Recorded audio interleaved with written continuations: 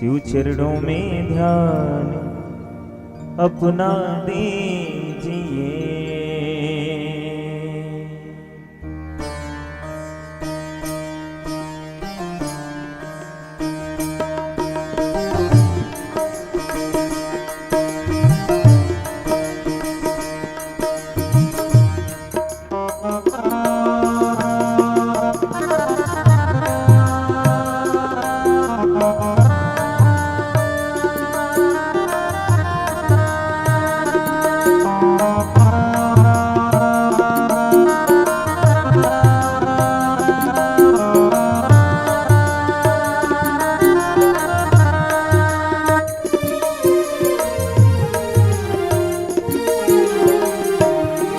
यह शिव पुराण शिव जी की आरती कीजिए, शिव चरणों में ध्यान अपना दीजिए।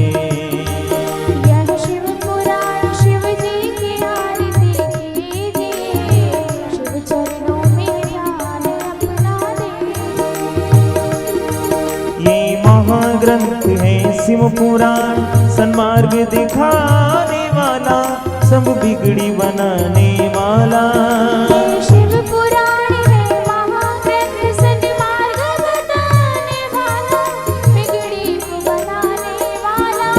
ये महाग्रंथ है शिव पुराण, सन्मार्ग दिखाने वाला, बिगड़ी को बनाने वाला। बिगड़ी को बनाने वाला। सुनते सुजान करते हैं ध्यान, सुनते सुजान करते हैं ध्यान। शिव अमृत रस को पीजिए, शिव चरणों में ध्यान अपना दीजिए। यह शिव पुराण शिव जी की आरती कीजिए, शिव चरणों में ध्यान अपना दीजिए।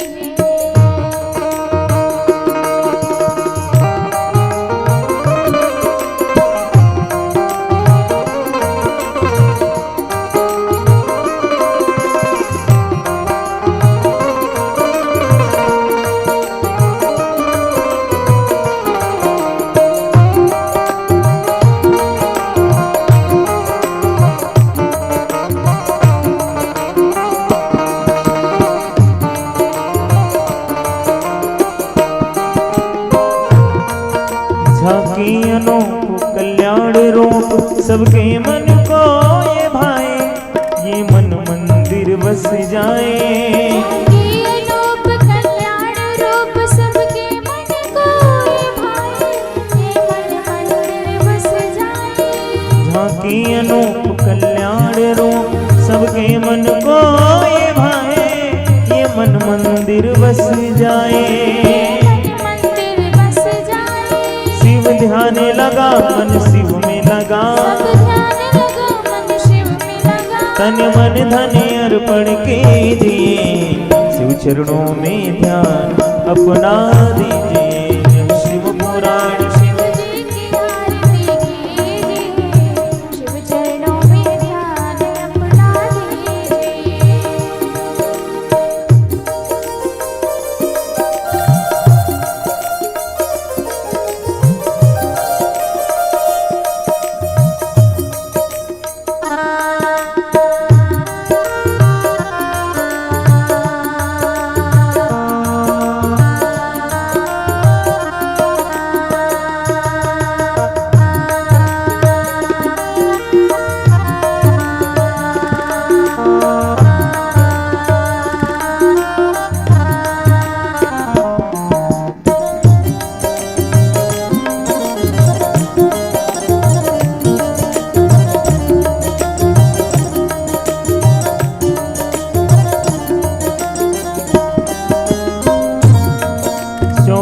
हजारी श्लोक सार, ये पावन ग्रंथ कहाए, शिव जी की महिमा बताए।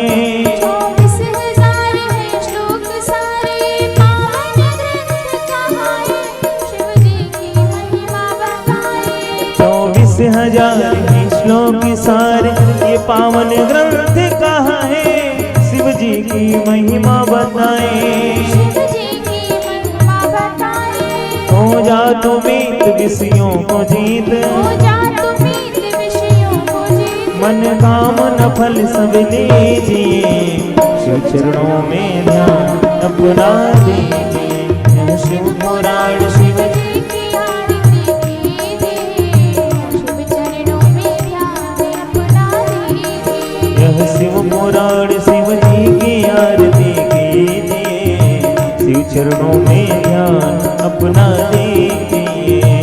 पुराण शिव जी की आरती कीजिए, शिव चरणों में ध्यान अपना दीजिए। कर्पूर गौरम करुणावतारम संसार सारम भुजगेन्द्रहारम सदा वसन्तं हृदयारविन्दे भवं भवानी सितं नमामि। त्वमेव माता च पिता त्वमेव त्वमेव बन्धो च सखा त्वमेव त्वमेव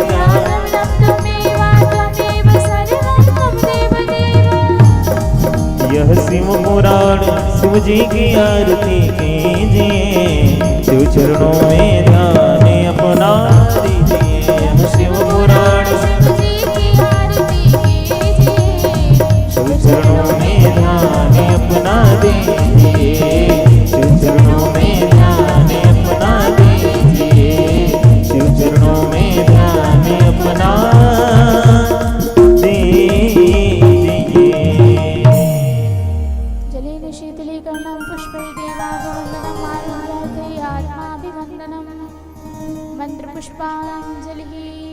ॐ यज्ञेन यज्ञमय जन्ते देवास्तानि धर्माणि प्रतिमान्यासन्न तेह नाकं महिमानः सचन्त्रितपूर्वे साध्याः सन्ति देवा नानासुगन्धिपुष्पाणि यथा कालोद्भवानि च पुष्पाञ्जलिर्मया दत्त्वा गृहाण परमेश्वर गृहाण जगदीश्वर। मंत्रपुष्पाञ्जलिं समर्पयामि। बोलिए श्री शिव महापुराण की, बोलिए उमापति महादेव की, बोलिए सियावर रामचंद्र की, पवन सुत हनुमान की, बांके बिहारी लाल की, बोलिए राधा रानी सरकार की, बोलिए महाकाली मैया की। आप सभी लोग अपने अपने स्थान पर बैठ जाएं और बड़े ही भाव से सभी लोग कथा का श्रवण करें और अपने जीवन को कृतार्थ बनाएं।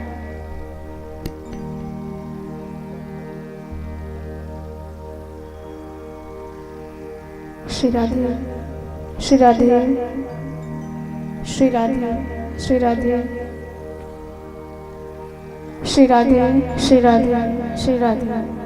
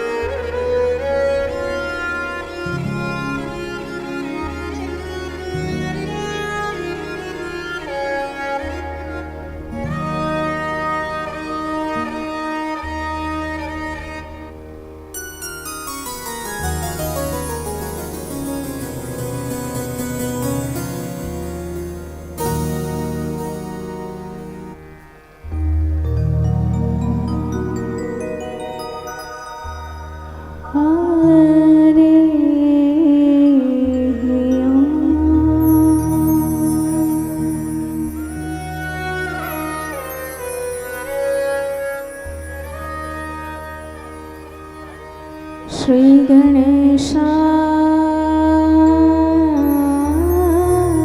नमः।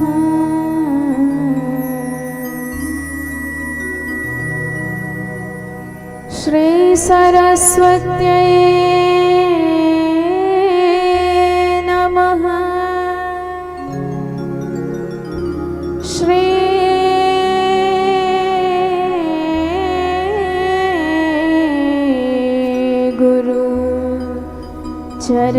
कमलेभ्यो नमः।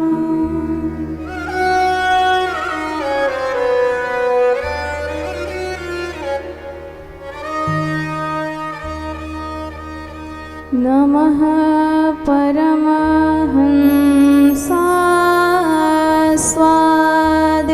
चरण कमल जन्मकरन्दाय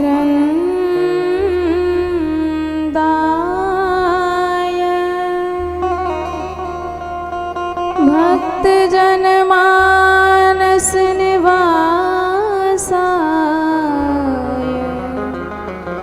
श्री रामचंद्राय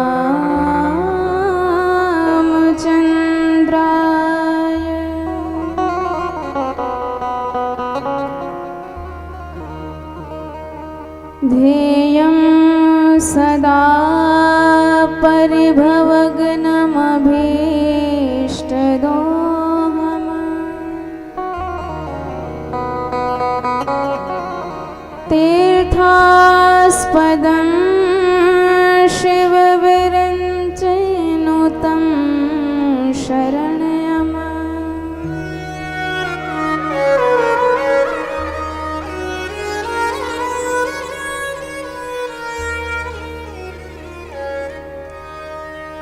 भृत्यार्तिहं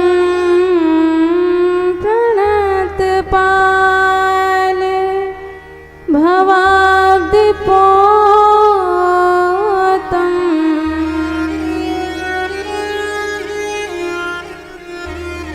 वन्दे महापुरुष ते चरणारविन्दम्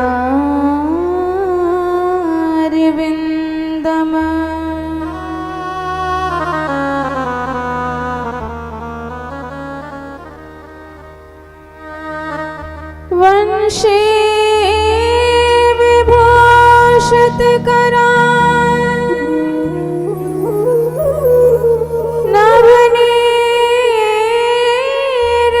नवनीरदाभा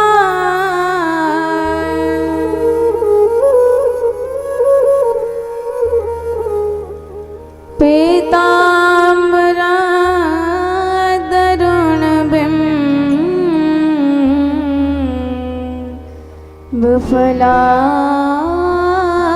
बुफलाधरोष्ठा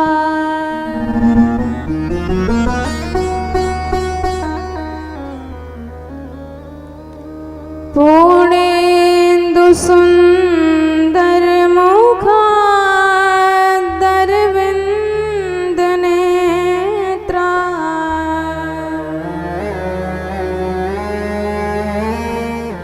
कृष्णात् परं किमपि तत्त्वमहं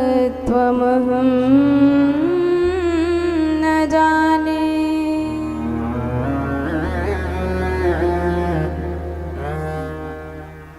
नारायणं नमस्कृत्य नरं चैव नरोत्तमम्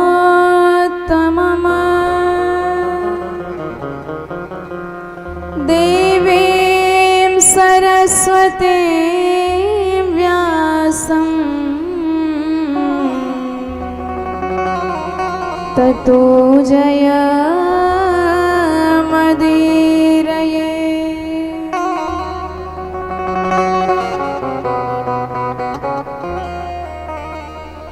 श्री सीतानाथ समारंभा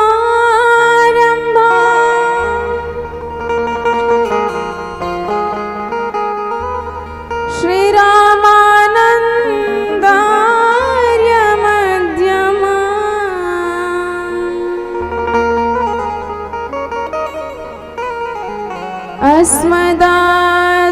अस्मदाचार्य पर्यन्ता वन्दे श्री गुरु परंपरा।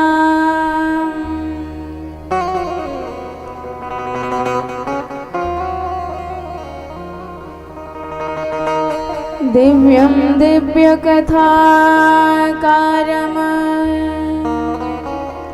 दिव्यतेजसमन्वितम् श्रीश्याम सुन्दरदेवाख्यम्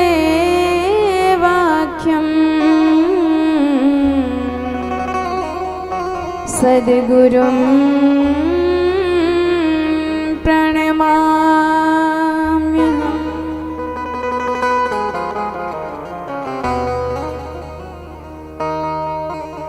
जय जय श्री राधारमण, जय जय नवल किशोर,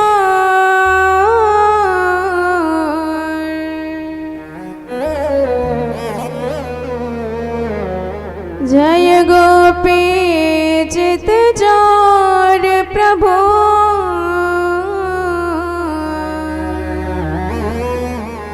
जय जय माखन चोर।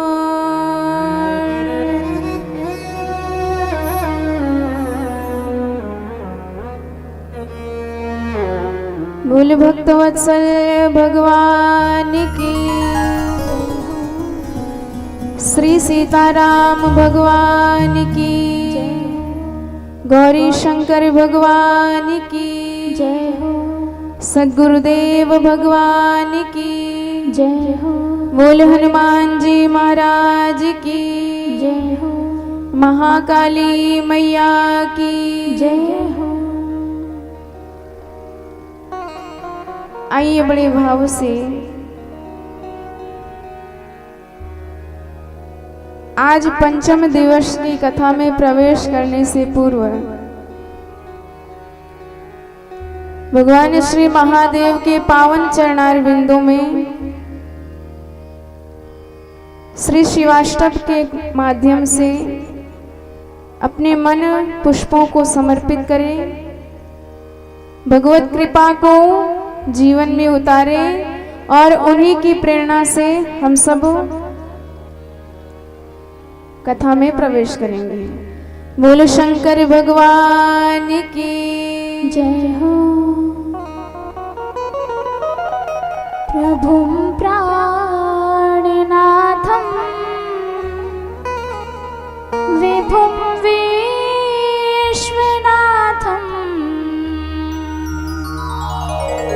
जगन्नाथनाथं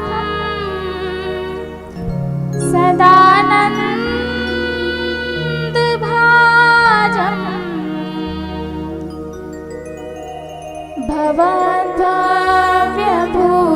भवद्भाव्यभूतेश्वरं भूतनाथं शिवं शङ्करं शम्भुमीशानमीडे, शिवं शङ्करं शम्भुमीशानमीडे। प्रभुं प्राणनाथं विभुं विश्वनाथं, प्रभुं प्राणनाथं विभुं विश्वनाथं जगन्नाथनाथं सदानन्दभाजं भवद्भाव्यभूतेश्वरं भूतनाथं शिवं शङ्करं शम्भुमीशानमीडे, शिवं शङ्करं शम्भुमीशानमीडे।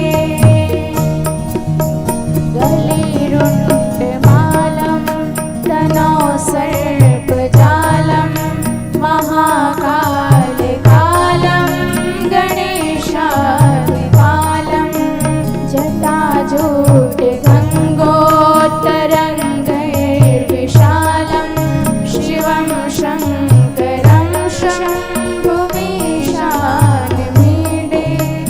मुदामाकरं मण्डलं मण्डयन्तं महामण्डलं भस्मभूषा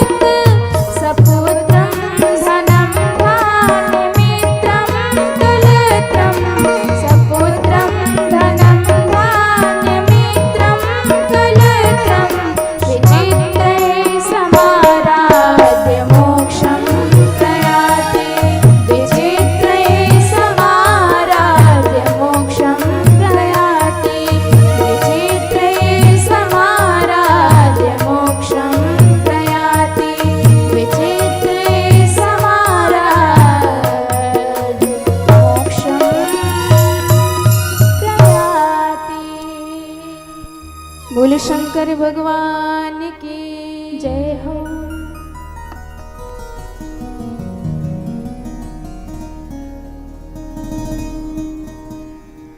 यत पाद पंकज रजः समवाप्य विश्वम् ब्रह्मासृजत्युदिनं च बिभर्ति विष्णु रुद्राक्ष संहरति नेत्रथा समर्था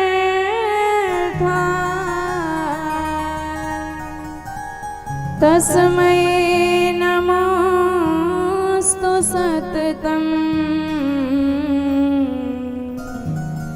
जगदम्बिकायै।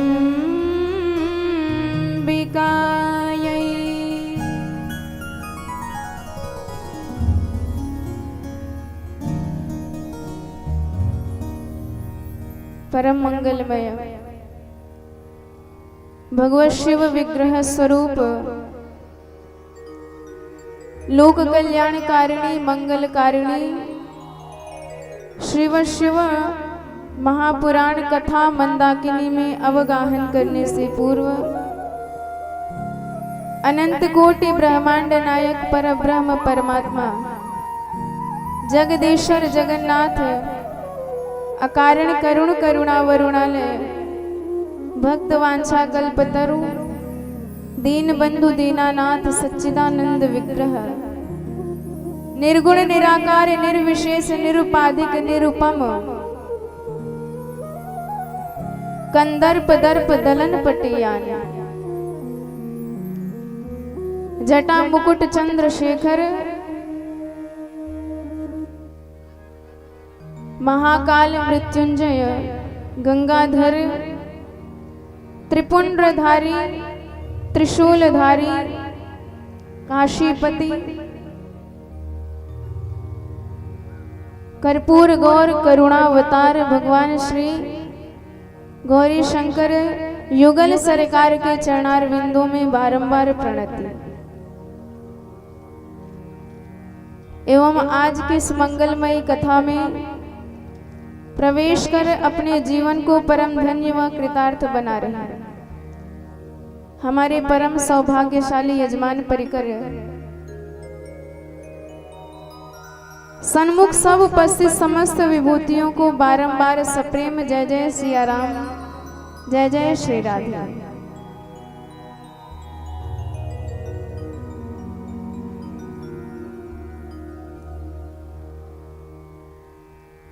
कथा में प्रवेश करने से पूर्व उन भगवती शक्ति के चरणार विंदों में बारंबार प्रणाम है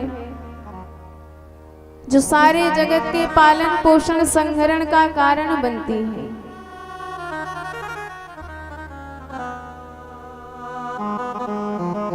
जिस शिव कथा का हम श्रवण कर रहे हैं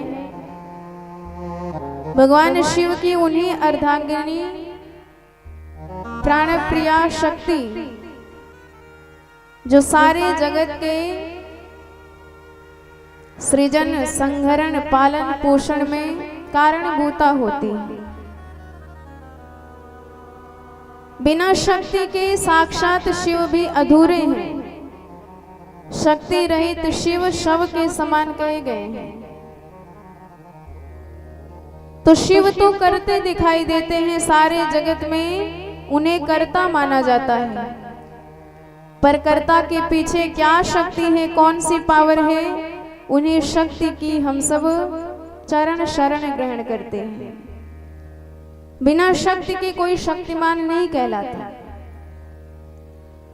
शक्तिमान है तो इसका अर्थ है शक्ति से जुड़ा हुआ है और वही शक्ति जो साक्षात आदि शक्ति है जगदम्बिका है।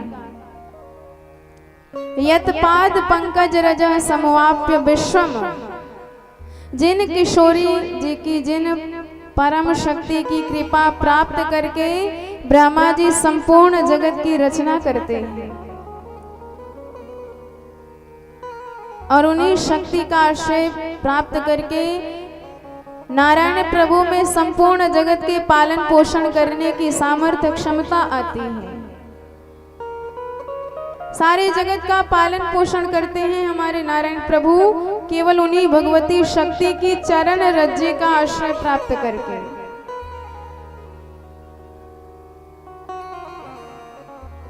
आप जरा विचार कीजिए, बल्ब जलता तो है, जलेगा तो बल्ब ही जलेगा, पर कब जलेगा? जब उस बल्ब का कनेक्शन पावर हाउस से जुड़ा रहेगा, उस बल्ब का तार बिजली से जुड़ा रहेगा, पावर हाउस से पावर उसे बराबर मिलता रहेगा, तब वह बल्ब भी जलता रहेगा। तो सारे संसार में करने वाले सभी दिखाई देते हैं। सर्जन तो ब्रह्मा जी करते हैं, पालन पोषण नारायण प्रभु करते हैं, संगरण अंत तो गत्वा महादेव करते हैं, पर ये विधि ही विधता हरि ही हरता, ये देने वाली परम शक्ति है जो साक्षात पावर हाउस कही गई है। आनंद की, सुख की, बल की, कृपा की भंडार है और उन्हीं कृपामयी सरकार के आनंद सिंधु के हम सब एक बिंदु हैं। पर जब तक उन महामाया की पावन कृपा का हम सब अनुभव नहीं करेंगे, उनकी कृपा का बारंबार समीक्षा नहीं करेंगे जीवन में, तब तक यूं ही भटकते रहेंगे। बलादा कृष्ण मोहाया महामाया प्रयच्छते। और तो और आप इतना विचार कर लीजिए, वो देवी केवल ब्रह्मा विष्णु महेश को ही शक्ति नहीं प्रदान करती, दुनिया में ना तो किसी का काम शक्ति के बिना चलेगा, ना तो विद्या के बिना चलेगा, ना तो धन के बिना चलेगा। और मान लीजिए सब कुछ आपके पास हो, पर यदि आपको रातों में नींद ही ना आए, तब इंद्र को नींद नहीं आती थी, हमेशा बेचैन रहता था। गुरुदेव से प्रश्न किया क्या कारण है? गुरुदेव ने कहा तुम्हें धन तो मिला है, इतना बड़ा पद तो मिला है, साम्राज्य मिला है, तो तुम्हें नींद क्यों चाहिए? भोगो सुख आराम से। इंद्र ने कहा महाराज ये सब चूल्हे में जाए, पर हमें जब तक नींद नहीं आएगी, शांति नहीं मिलेगी मन में, तो नींद भी वो देवी प्रदान करती है। या देवी सर्वभूतेषु निद्रा रूपेण संस्थिता। विद्या भी देंगे, धन भी देंगे, ज्ञान भी देंगे, निद्रा भी देंगे, शांति भी प्रदान करेंगे, आरोग्यता भी प्रदान करेंगे। जीवन में जितने भी सुख सुविधा, जितने भी हमारे जीवन का आधार मानी जाती है, एक बार जगदम्बा की पावन चरण शरण ग्रहण कर लो, सब कुछ आपको मिल जाएगा। चतुर्वर्ग चतुर्पुरुषार्थ प्रदान करने वाली भगवती हैं। ऐसी कृपामयी शक्ति का आश्रय ग्रहण करके शिव जी संपूर्ण जगत का पालन पोषण संगरण करते हैं। उन्हीं कृपा भूता शक्ति के चरणों में बारंबार प्रणाम। बोले दुर्गा मैया की जय हो। जिनका कभी जन्म नहीं होता, जिनसे संपूर्ण सृष्टि उत्पन्न हुई है, वही जगदम्बा कल आपने श्रवण किया हिमाचल और मैना के घर में प्रकट हुई। देखिए ये महामाया की महालीला है, जो सारे जगत को ज्ञान देती हैं, उन्हें अज्ञान हो जाए, उन्हें मोह हो जाए, यह बात समझ में तो नहीं आती। पर भगवान की कथा की क्या महिमा है, सती मैया ने अपने जीवन चरित्र से बताया। एक कथा नहीं सुनी तो उस कथा ना सुनने के क्या दुष्परिणाम हुए, सती मैया ने संपूर्ण अपने जीवन चरितावली से हम सबके समक्ष प्रकट कर दिया है। और भगवान की कथा की महिमा इस जगत में बताई। तो हमारा मानव जन्म मिला है तो धन्य है हम कि कानों से नित्य निरंतर भगवान की कथा सुन सकते हैं, वाणी से भगवान का नाम बोल सकते हैं। यह सौभाग्य पशुओं को नहीं मिलता, यह सौभाग्य कीड़े मकोड़ों को नहीं मिलता। उनके तो केवल भोग शरीर है, केवल भोगते रहते हैं। इसलिए कथा हमारे जीवन में सर्वश्रेष्ठ है। कथा में आप बैठे तो कथा का कभी अपमान नहीं करना चाहिए, क्योंकि ये कथा अमृत से भी बढ़ चढ़ के है। स्वर्ग का अमृत आपको आयु प्रदान करेगा, आपको मरण से बचाएगा, पर जो पद भगवान की कथा अमृत आपको प्रदान कर देगी वह दुनिया में कोई नहीं दे सकता है।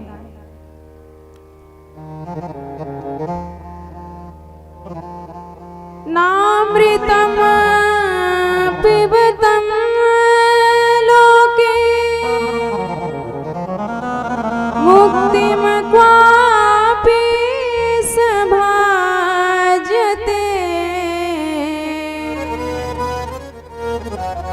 शंभो कथा सुधा पानम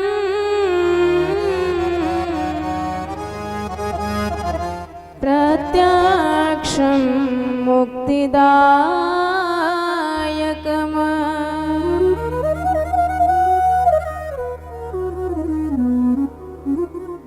तो भगवान की कथामृत प्रत्यक्ष मुक्ति देने वाली है। क्यों? क्योंकि श्रवण मंगलम। एक बार आप कथा में बैठते हो तो कथा सुनते सुनते आपको सारे जगत का ज्ञान हो जाता है। हम क्या हैं, हमारा कर्तव्य क्या है, सब इस कथा से ही आपको पता चलता है। ज्ञान होते ही जीव परम आनंद से भर जाता है, सारे दुख सारे क्लेश अपने आप दूर हो जाते हैं। तो जीवन मुक्त स उच्चते, मुक्ति जीते जी होती है, मरने के बाद मुक्ति हो ऐसा कभी संभव नहीं है। प्राय लोग भगवान से जाके क्या क्या प्रार्थना करते हैं। कोई संत मिल जाए तो संत से क्या क्या प्रार्थना करते हैं, मैं क्या मिल जाए। भगवान के पास जाएंगे तो तमाम प्रकार की पूजा करके एक ही चीज मांगेंगे कि भगवान हमें धन मिल जाए, हमारा परिवार सुखी रहे, हमारी बहू के बेटा हो जाए, बस। इसके अतिरिक्त हमारी दुनिया ही नहीं है। जैसे कुएं में मेढक गिरता है तो उस मेढक के लिए वह कुआं ही उसकी पूरी दुनिया है। तो हम सब भी इस संसार में गिर पड़े हैं तो केवल यह मकान दुकान परिवार ही हमारी दुनिया हो गई है। हमारे लिए सब कुछ हो रहा है। जिन भगवान की पावन शरण ग्रहण करते ही रंग भी लोकपाल हो जाते हैं, उन भगवान की चरण शरण में जाके हम मात्र तुच्छ परिवार के लिए, तुच्छ धन संपदा के लिए वरदान मांगते हैं तो धिक्कार है हमारे ऐसे जीवन पर।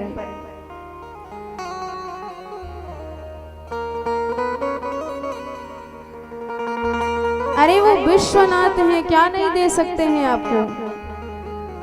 सारे जगत के माता पिता है, एक नहीं दो नहीं अनंत कोटि ब्रह्मांड नायक है, क्या नहीं दे सकते आपको। पर फिर भी उनसे वही धन वही परिवार मांगना, ये तो अपने साथ धोखा करने वाली बात है। इसलिए कथा में बैठे तो मात्र निष्काम भाव से होके बैठे, केवल एक लगन होनी चाहिए, कब मुझे उन भगवान शिव के चरणों की भक्ति प्राप्त होगी, जिस भक्ति के रंग में रंग के मैं सारी दुनिया को भूल जाऊंगा, केवल उन्हीं के आनंद में मस्त रहूंगा। ऐसा भाव होना चाहिए कथा सुनते वक्त। जो कथा सुनते हैं उन्हें एक नहीं अनेकानेक अश्वमेध यज्ञ करने का फल प्राप्त होता है।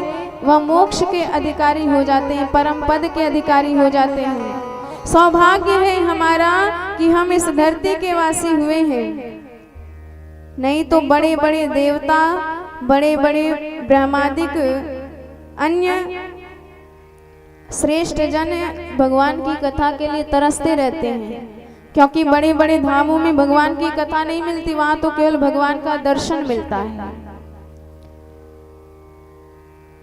स्वर्गे सत्ये च कैलाशे वैकुंठे नास्त्ययं रसम् अतः पिबन्तु सद्भाग्या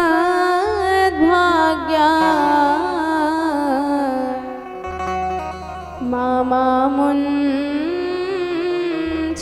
कर्हिचित्।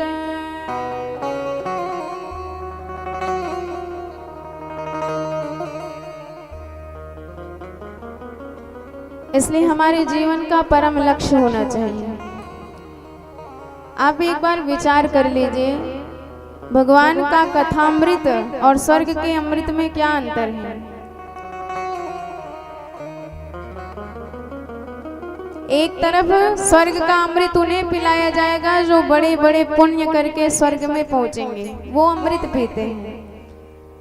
तो पुण्यवानों को स्वर्ग का अमृत पिलाया जाता है। पर भगवान का कथामृत चाहे पाप आत्मा हो, चाहे दुरात्मा हो, चाहे प्रेत आत्मा हो, चाहे जैसी आत्मा हो, चाहे पुण्य आत्मा हो, बिना भेदभाव के सबको जो भी श्रद्धा से आएगा, जो भी प्रेम से आएगा, भगवान की कथा सुनने का अधिकारी हो सकता है। तो पहला अंतर, स्वर्ग का अमृत पक्षपाती है और भगवान का कथामृत भेदभाव नहीं करता है। और दूसरी बात, जहां आपके पुण्य सुकृत नष्ट हुए तो क्षीणे पुण्ये मर्त्य लोकम विशन्ति। पुण्य नष्ट होते ही आपको धराधाम पे ढकेल दिया जाएगा। तो मतलब स्वर्ग का अमृत पतन कराता है, ऊपर से नीचे गिराता है। पर यदि आपने एक बार भगवान का कथामृत पान कर लिया तो प्रत्यक्षम मुक्तिदायकः यद गत्वा न निवर्तन्ते, ऐसा पद आपको मिल जाएगा जहां जाके कभी वापस नहीं आना पड़ता। अर्थात यह हमारा उद्धार करवाता है, उन्नति करवाता है। भगवान का कथामृत आपको दिव्य जीवी बनाएगा, स्वर्ग का अमृत दीर्घ जीवी बनाएगा। पर 4 दिन की ही जिंदगी हो, आनंदमय हो, तो वह जिंदगी सार्थक है। और बरसों की जिंदगी हो पर रो रो के कटे तो उस जिंदगी का कोई मतलब नहीं है। एक बात कहूं आपसे, सुनो मेरे राम जी, मुझे बरसों की जिंदगी नहीं चाहिए। याद तेरी आए मुझे जिस पल में कभी, जिंदगी का वह पल बस मुझे चाहिए। अरे हजारों वर्षों की जिंदगी लेके आप क्या करोगे जब भगवान की भक्ति ही नहीं, भगवान का नाम ही नहीं, भगवान का भजन ही नहीं, भगवान की कीर्तन ही नहीं। बरसों की जिंदगी पशु भी जीते हैं, पर केवल खाना पीना सोना, खाओ पियो मौज करो बस। तो जिंदगी का 4 पल ही हो पर भगवान की भक्ति से जुड़ा हो तो वही जिंदगी आपकी सार्थक है। उसी जिंदगी की गणना की जाएगी, बाकी जिंदगी तो सब बेकार, निष्फल, बर्बाद चली जाएगी। बोल भक्तवत्सल भगवान की जय। इसलिए जीवन में सुखी रहने का, आनंदित रहने का पहला सूत्र है, भगवान की भक्ति करो और जो भी मिल जाए उसी में परम संतुष्ट रहो। जो व्यक्ति परम संतुष्ट रहता है उसी भक्त से भगवान परम प्रसन्न होते हैं।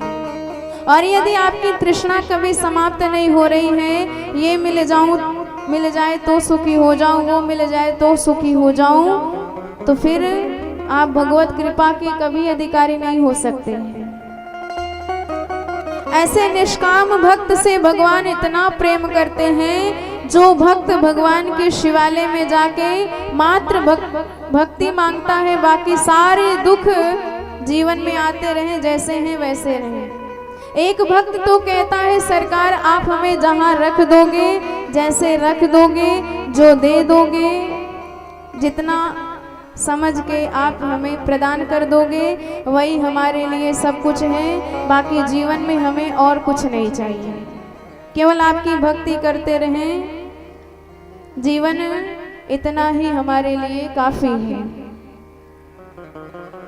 तो आइए बड़े भाव से हम सब अपने प्यारी सरकार से यही प्रार्थना करते हैं कि हे सरकार, आपकी यदि इच्छा है, यदि आप हमें दुख में ही देख के प्रसन्न होते हो, तो हम भक्तों की जिंदगी से दुख के बादल कभी छटने ना पाए, हमेशा दुख में घिरे रहें। जो इच्छा हो आपको वही प्रदान कीजिए, जिसमें आपको प्रसन्नता हो हमें वैसे ही रखिए। बोल भक्तवत्सल भगवान की जय हो।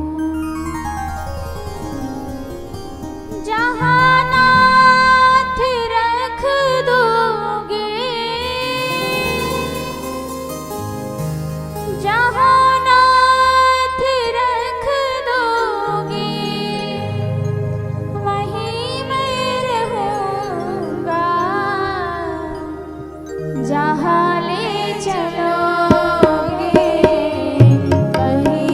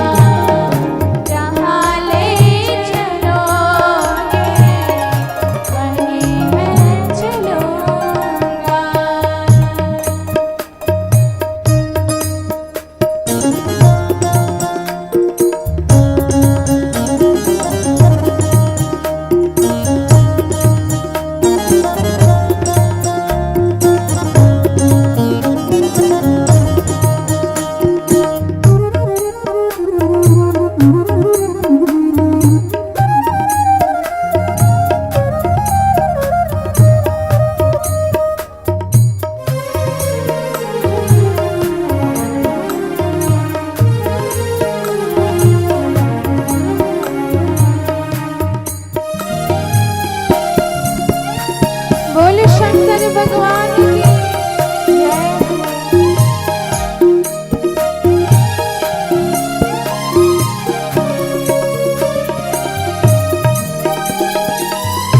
ना कोई शिकायत ना कोई अर्ज, कर लो करा लो जो है तेरी मर्जी।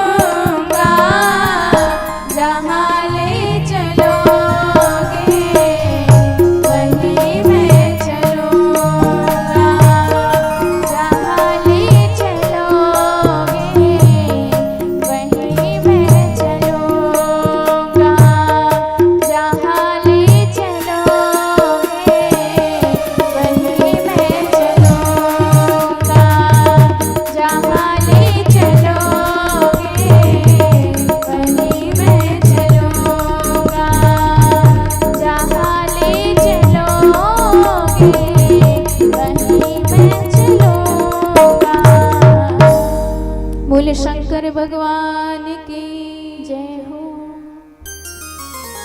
तो कथा सुन के ऐसा दृढ़ विश्वास भगवान पर बनाए।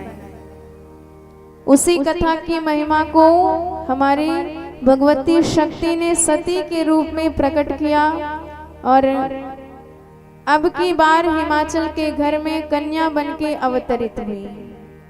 और जब से माँ हिमालय के घर में प्रकट हुई हैं, हिमालय के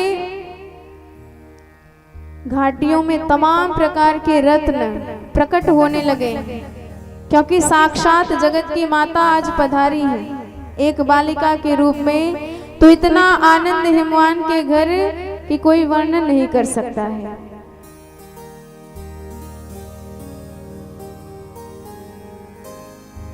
जब ते उमा शैल गृह जाई,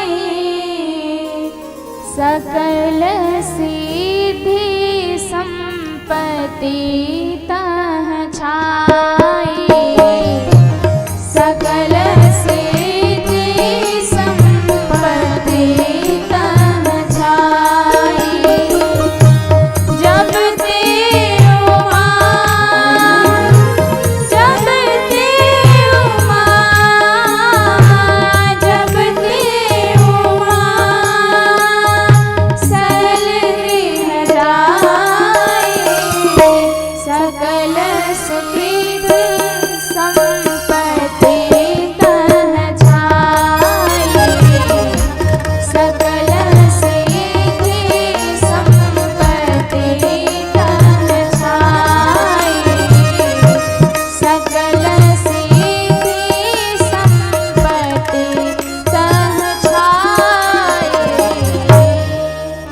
बोले दुर्गा मैया की जय हो।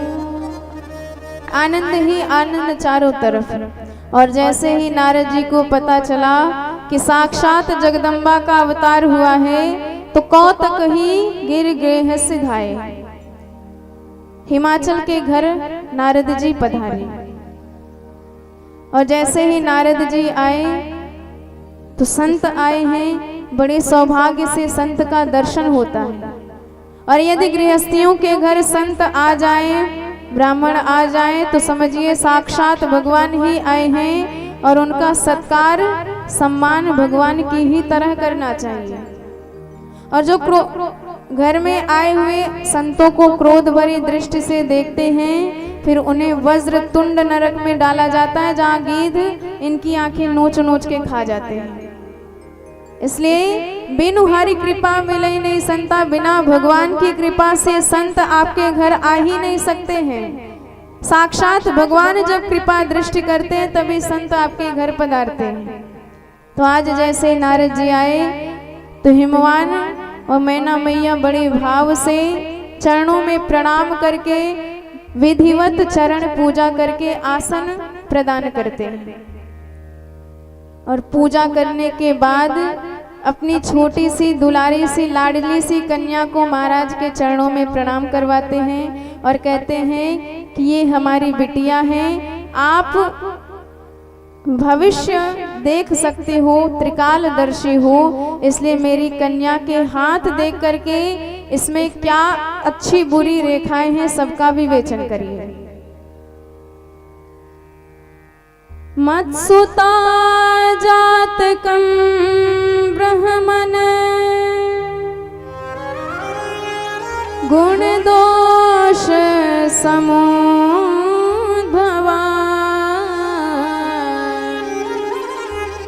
कस्य प्रिया भाग्यवती भविष्यति सुता मम।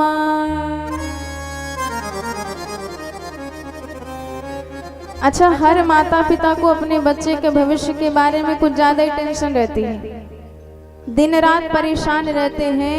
कोई भी जरा जानकार मिल जाए, महाराज मेरे बेटे की भी जन्म पत्री देख लो, जरा इसका भी हाथ देख लो, आगे चल के क्या निकलेंगे। सो इतना भविष्य का हर माता पिता को टेंशन लगा ही रहता है। तो आज मैना मैया हिमवान जी भी बड़े भाव से नारद जी को पार्वती जी का हाथ दिखाए और कहा कि महाराज बताइए कौन सी अच्छी बुरी रेखाएं हैं, इसका नाम क्या होगा। माँ कहती हैं कि महाराज जब से ये कन्या हमारी प्रकट हुई है, पैदा हुई है, तब से ये हमेशा तप करने के लिए बैठी रहती है, पूजा पाठ में इसका ज्यादा मन लगता है। जब देखो तब भगवान की सानिध्य में बैठी रहती है। और एक दिन तो मैंने इसे मना कर दिया, जबरदस्ती रोका कि इतनी पूजा पाठ मत कर, बीमार पड़ जाएगी, छोटी सी है अभी। तो पश्चात उमाख्याम तो उमेति मात्रा निषिद्धा, मैंने जब उसे रोका कि ऐसा मत करो तो उसका नाम उमा पड़ गया, तभी से हम लोग इसे उमा बुलाते हैं। तो आप बताइए इसका कौन सा बढ़िया नाम होगा और कैसी इसकी भविष्य में क्या क्या होगा और किसकी पत्नी बनेगी, इसका पति कैसा होगा, सब सविस्तार बताइए। नारद जी ने बड़े भाव से हाथ देखा, हाथ देख के तो पहचान गई ये तो साक्षात जगत जननी पधारी हैं बालिका के रूप में। आपका तो सौभाग्य है कि सारी जगत की माता आप बनी हैं। आपके सौभाग्य की सराहना मैं कितनी करूं। देखिए हाथ देखने का नियम है, किसी का हाथ देखो तो पहले बढ़िया बढ़िया अच्छी अच्छी बातें बताओ। पता चला हाथ देखते ही एक्सीडेंट बता दिया तो बेचारा वैसे ही आधा मर जाएगा। तो पहले अच्छी बातें बताओ, फिर बाद में जो भी बुरी बातें हों उसे इस तरीके से बताओ कि बेचारा ज्यादा घबराए ना, कि महाराज कुछ नहीं है, बस ऐसा है, ठीक हो जाएगा। ये नियम होता है। तो नारद जी ने भी पहले पार्वती जी का हाथ देखा और पहले अच्छी अच्छी बताए। देखिए सही बताएं, हाथ में किस्मत की रेखाएं होती हैं, पर हमारी किस्मत हमारे हाथ में नहीं होती है। कहते हैं लोग जिंदगी किस्मत की बात है, पर किस्मत बनाना भी मगर उसके ही हाथ है। जिंदगी तो किस्मत की बात है, पर हमारी किस्मत को भी वो ऊपर बैठा सरकार बनाता है।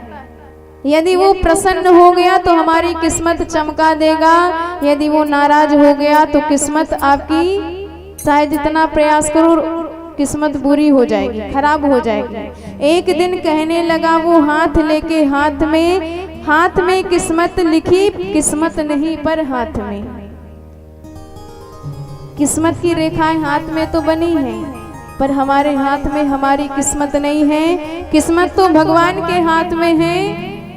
तो कभी भी रेखाओं पर विश्वास मत करिए, विश्वास करना है तो भगवान की कृपा पर करिए, क्योंकि वो चाहे तो विधाता के विधान को भी पलट सकते हैं।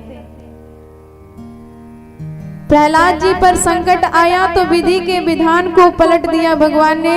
होलिका को आशीर्वाद था अग्नि में नहीं जलेगी, पर भगवान की कृपा भई, प्रहलाद जी का बाल भी बांका नहीं हुआ और होलिका जल करके भस्म हो गई।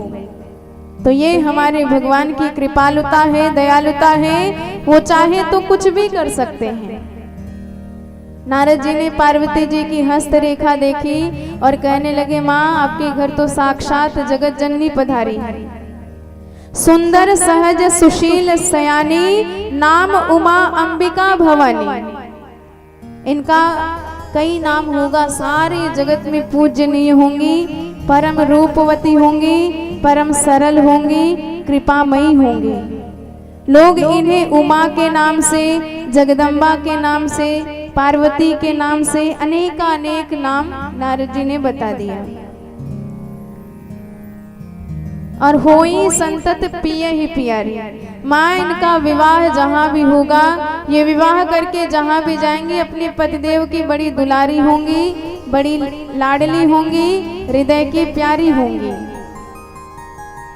और सदा अचल एहि कर अहिवाता, एहि ते जस पै पितु माता। इसका सौभाग्य अमर होगा। जिससे भी इसका विवाह होगा वह अविनाशी होगा, किसी काल में भी उसका नाश नहीं होगा। इसलिए इसका सौभाग्य कभी भी नष्ट नहीं होगा।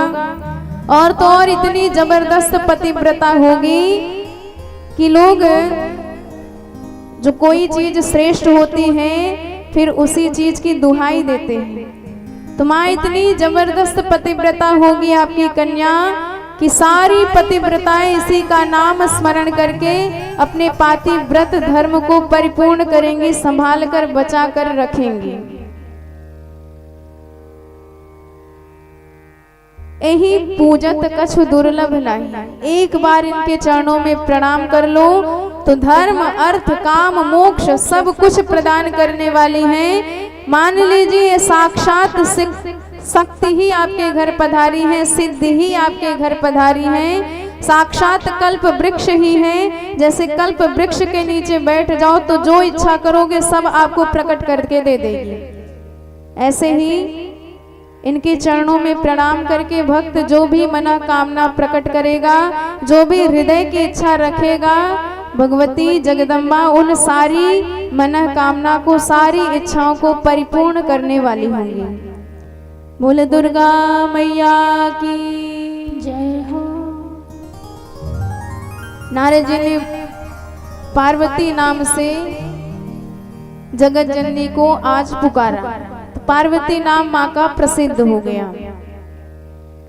नारद जी ने कहा माँ गुण तो इसमें इतने हैं कि जैसे सागर का पार नहीं पाया जा सकता, ऐसे इसके गुणों का पार हम नहीं पा सकते। पर अब दो चार इसमें अवगुण भी हैं, आप वो भी सुन लीजिए।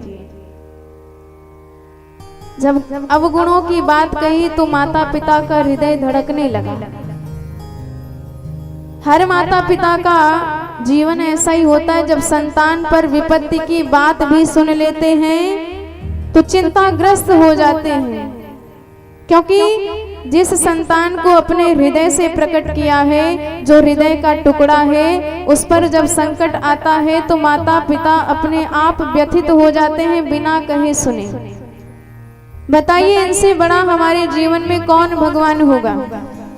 संकट हम पे आने वाले हैं और चिंता टेंशन इनको हो रही है, तो ये साक्षात हमारे भगवान ही कहे गए हैं।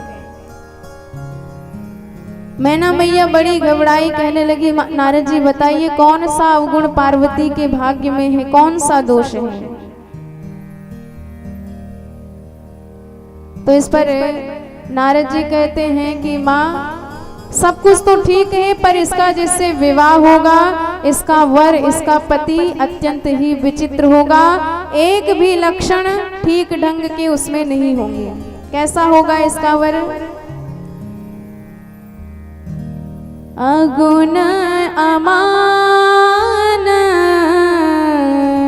मात पे तुहे ना, अगुण अमान मात पे तुहे ना, अगुण अमान मात पे तुहे ना, अगुण अमान मात पे तुहे ना, उदासीन सब संशय जीना, उदासीन सब संशय जीना, उदासीन सब संशय जीना। बोल भक्त वत्सल भगवान की जय हो। योगी नग्नो गुणो कामो मातृतात विवर्जित, अमानो शिव विशेष पतिरस्या किले दृश्य।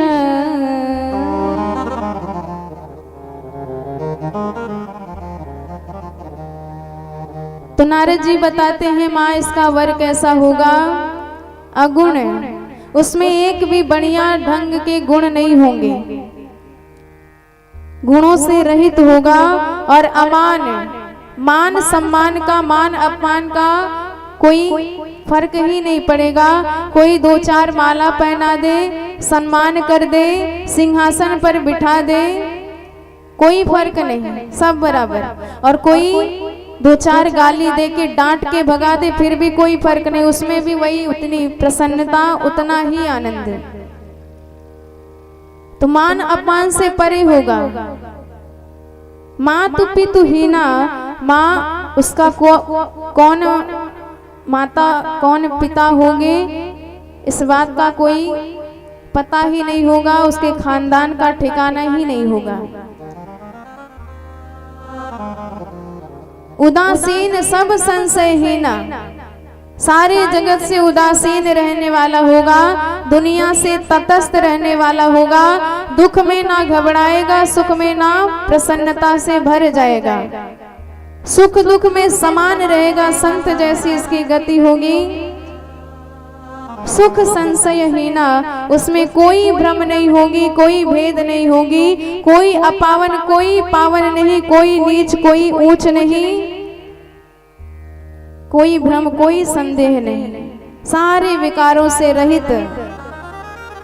और ये सब गुण एक साधु के कहे गए हैं, जो दुनिया के विकारों से मुक्त हो चुका है, संसार में रहते हुए भी संसार के व्यवहारों से मुक्त हो चुका है, उसे महात्मा कहा जाता है। और एक महात्मा में यही सब गुण होते हैं। और माँ उसे कोई भी अपनी प्रतिष्ठा का ख्याल ही नहीं रहेगा, बिना कपड़ों के वैसे ही पूरी दुनिया में घूमने वाला होगा, दिगंबर बनके। बड़ी बड़ी जटाएं होंगी, उल्टे सीधे आभूषण धारण करके पागलों की तरह उन्मत्त होके विचरण करने वाला होगा। जैसे ही मैना मैया ने पार्वती जी के पति का यह स्वरूप सुना, ऐसा स्वभाव सुना, हृदय कंप उठा। कहने लगी, नारद जी आपने तो गुण इतने ज्यादा बताए, ऐसी होगी वैसी होगी, पर जब इसके वर का वर्णन करने लगे तो इतने अवगुण बताए। अरे कौन माता पिता ऐसे वर के साथ अपनी कन्या को भेजेगा? मेरी सुकुमारी कन्या, जिसके चरण इतने कोमल हैं कि पंखुड़ी भी उसे चुभ जाती है, वह कन्या ऐसे विकट वर के साथ पूरा जीवन यापन कैसे करेगी, कैसे सुखी रहेगी? नारद जी, यदि ग्रह दोष बड़ा हो तो आप कुछ उपाय बताइए, शांति पूजा की विधि बताइए, मैं पंडित जी को बुला करके सारी पूजा करा लूंगी, सारे उपाय कर लूंगी, पर ऐसे वर के साथ तो अपनी कन्या को कभी नहीं भेजूंगी जीते जी। तो इस पर नारद जी कहते हैं, माँ बात जो हमने कही है वे सब सत्य ही होंगे। जैसा वर बताया है पार्वती को वैसा ही वर मिलेगा, पर एक बात है, यदि वर के रूप में साक्षात देवों के देव महादेव मिले, शिव मिले, तो शिव जी के अंदर ये सारे दूषण भूषण कहे जाते हैं, सारी दुनिया उनकी पूजा करती है, यही वेश शिव जी का है, पर सारी दुनिया उन्हें भगवान कह के मानती है। तो यदि पार्वती का विवाह उनके साथ हो जाए तब तो बात बन जाएगी। यही उपाय है, बाकी और कोई उपाय नहीं है। और इसके लिए आपकी कन्या को कठिन तप करना पड़ेगा, भगवान महादेव को परम संतुष्ट करना होगा, विवाह के लिए स्वीकृति प्राप्त करनी होगी। प्रभो दोषो न दुखाय दुःखदात्य प्रभो हि स रवि पावक गंगा तत्र गेया निदर्शना।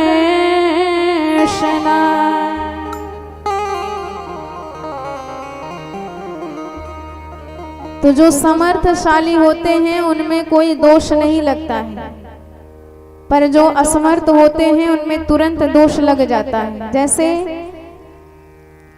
जो असीमित है गंगा जी, उसमें कोई दोष नहीं लगेगा, पर गंगा जी का थोड़ा सा अंश लाओ, उसमें तुरंत दोष लग जाएगा, क्योंकि वह सीमित है, वह उतना सामर्थ्यशाली नहीं है।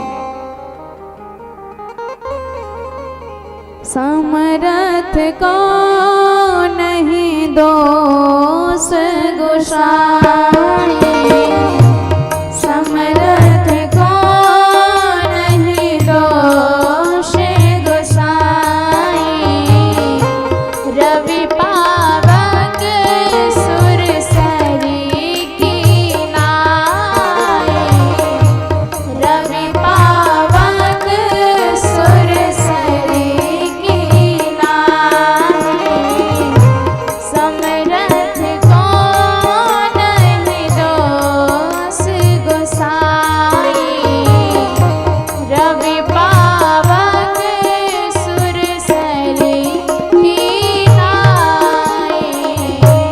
मूल भक्त वत्सल भगवान की जय हो।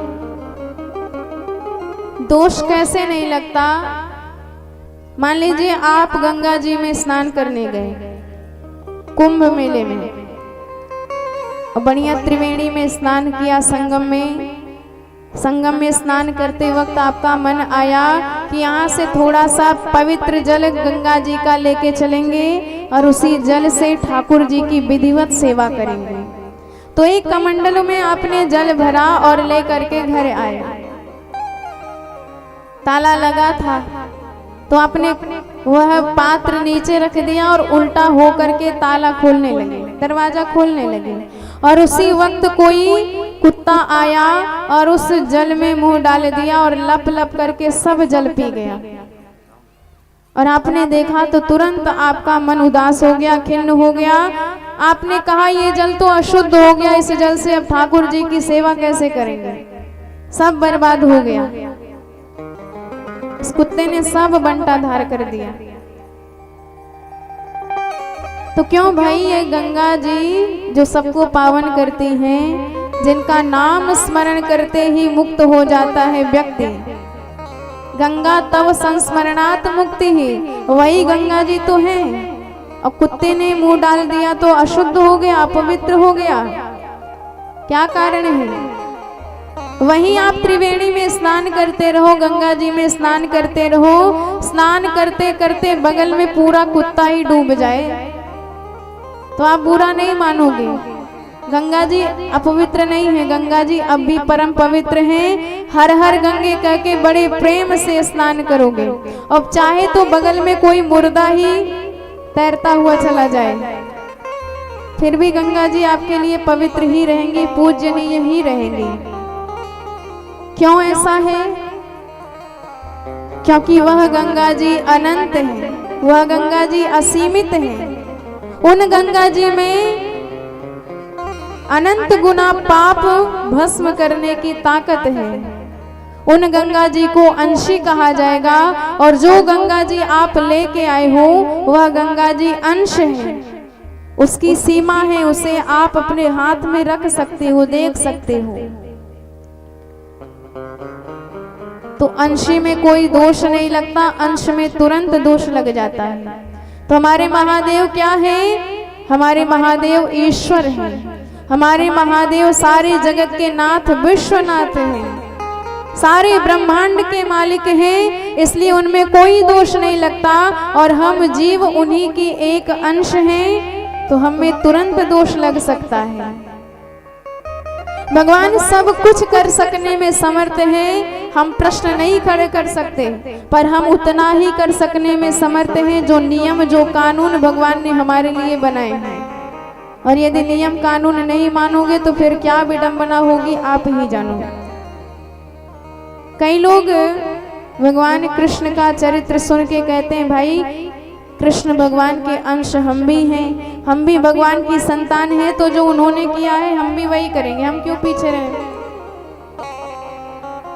भगवान ने महारास किया है तो हम भी क्यों पीछे रहें।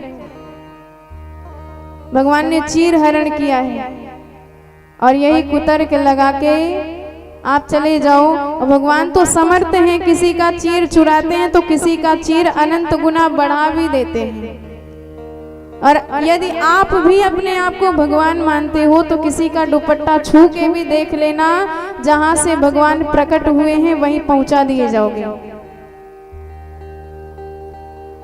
यदि आप कृष्ण भगवान की ही चरित्र अपनाने की बात करते हो तो भाई शुरू से शुरू करिए, बीच से क्यों प्रारंभ करते हैं। भगवान 6 दिन के थे, कालकूट विष का पान कर लिया, उन्हें बुखार तक नहीं आई, क्योंकि वो ईश्वर हैं। हमारे महादेव ईश्वर हैं। भगवान ने हजारों टन विष का पान कर लिया, उन्हें कुछ नहीं हुआ। और यदि आप भी अपने आप को भगवान मानते हो तो पहले यहीं से शुरुआत करो। 2-4 तोला लेके आप ट्राई करके देख लो, उन्हें तो बुखार नहीं आया, आपको बुखार आने की नौबत ही नहीं आएगी, शरीर ही नष्ट हो जाएगा, मर जाओगे। इसलिए भगवान सब कुछ पचाने में समर्थ हैं, उनमें कोई दोष नहीं लगता। और सूर्य देव की किरणें जो गंदे नाले पर भी गिरती हैं और पवित्र गंगा जल पर भी गिरती हैं, पर ना तो नाले की दुर्गंधता, ना तो नाले की अपवित्रता सूर्य की किरण को अपवित्र कर सकती है, ना तो गंगा जी की पवित्रता उन्हें प्रभावित कर सकती है। वो स्वयं समर्थ हैं, कुछ भी कर सकने में उन्हें छूट है। और पावक अग्नि, जरा बताइए, यदि कोई हमारे पूजा पाठ के घर में हड्डी इत्यादि गिरा दे तो आप कहोगे कि हमारा पूजा स्थल अपवित्र हो गया, क्योंकि हड्डी गिर गया है। पर अग्नि में संपूर्ण शरीर जल करके भस्म हो जाता है, पर वह अग्नि इतनी पवित्र होती है। काशी की मणिकर्णिका घाट की अग्नि कितनी पवित्र होती है, कभी समाप्त नहीं होती, हमेशा जागृत जलती रहती है। और इतनी पवित्र वह अग्नि कि उसी अग्नि में अपावन शरीर भी भस्म होता है, जलता है। और उसी अग्नि में पास के रहने वाले लोग रोटियां भी बनाते हैं, क्योंकि वह अग्नि सामर्थ्यशाली है, उसमें दोष नहीं लगता है, शरीर की अपवित्रता उसे प्रभावित नहीं कर सकती है। तो नारद जी ने इस प्रकार समझाया और कहा कि यदि पार्वती का विवाह भोलेनाथ से हो जाए तो इनका परम कल्याण हो जाएगा, और बाकी कोई उपाय नहीं है इनके इस भाग्य के दोष को दूर करने के लिए। जो विवाह शंकर सन होए, जो विवाह शंकर सन होए, जो विवाह शंकर सन होए, दोष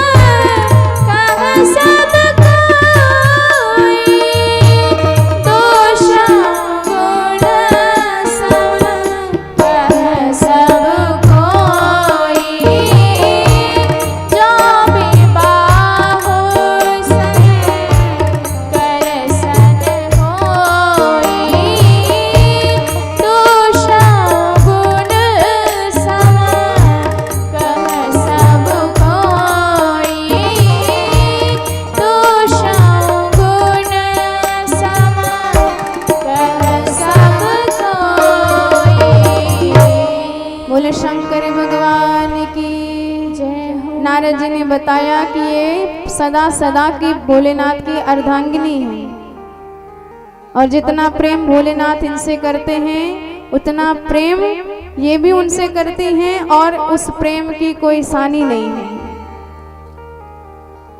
एतयो सदृशो प्रेम न कस्याप्येव तादृशम् भूतो वा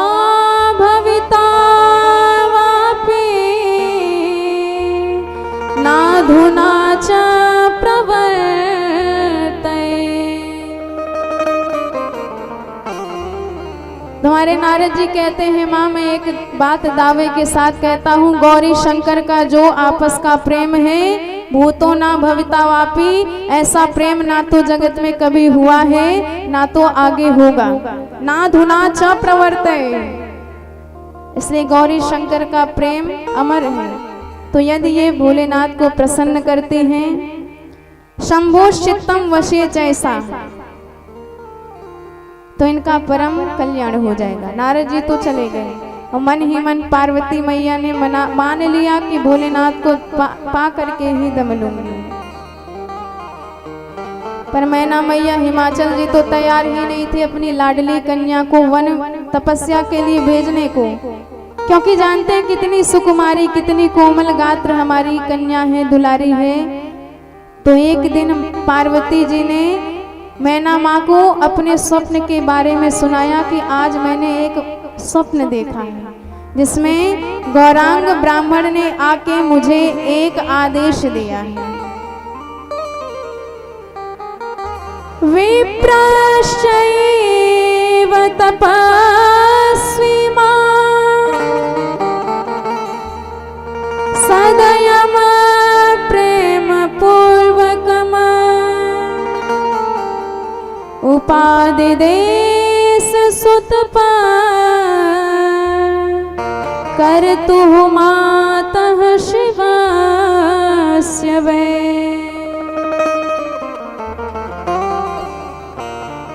उन्होंने कहा, उमा करऊं जाई तप शैल कुमारी, नारद कहा सो सत्य विचारी, जाके आप तपस्या करो। नारद जी ने जो कही है वह बात अटल है, बिना तपस्या के भोलेनाथ आपको मिलने वाले नहीं, आपको वर की प्राप्ति तपस्या के बाद ही मिलेगी।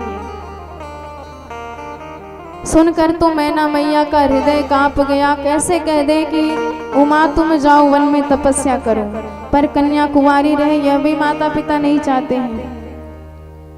तो एक बार की बात है, हिमालय की घाटियों में भोलेनाथ तपस्या करने पधारे और हिमालय राज ने शिव जी का आगमन श्रवण किया तो बड़े भाव से शिव जी के पास पार्वती को लेके गए। उन्होंने सोचा कि यहीं पर शिव जी को मना ले, शायद मान जाए तो उन्हें तपस्या करने की जरूरत ना पड़े। भोलेनाथ के पास गए, चरणों में प्रणाम किया, सरकार आपका आगमन हमारे यहाँ हुआ, हमारा तो यह पवित्र क्षेत्र आज धन्य हो गया आपके सानिध्य को प्राप्त करके।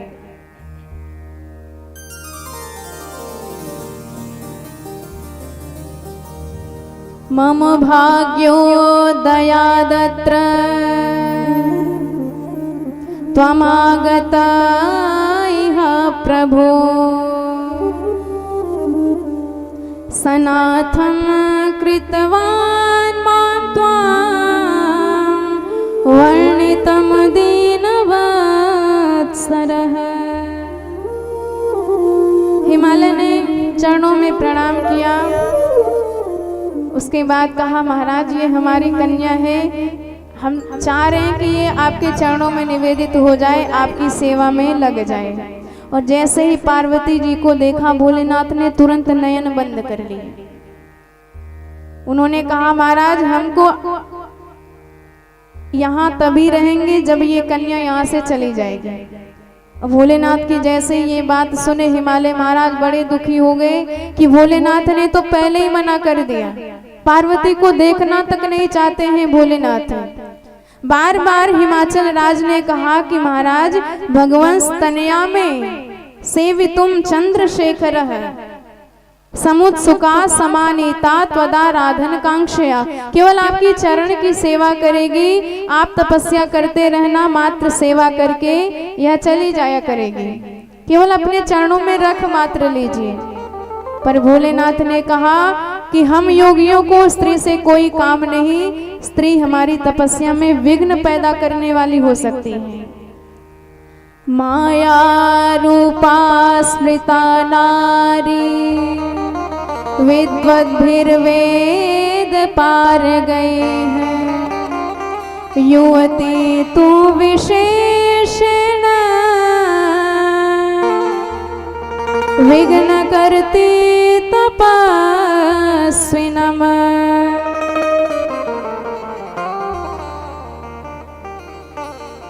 तपस्वियों के जीवन में युवती स्त्री विघ्न पैदा कर सकती है। और हमें संसार से कोई मतलब नहीं, हमें तो अपनी तपस्या से मतलब है, इसलिए कन्या को ले जाओ। अब हमारी पार्वती मैया ने बोलना प्रारंभ किया। कहा पिताजी आप रुको, मैं इनको जवाब देती हूँ। स्वाद जगत जननी ने बोला और माँ ने ऐसा जवाब दिया भोलेनाथ को कि भोलेनाथ की बोलती बंद हो गई।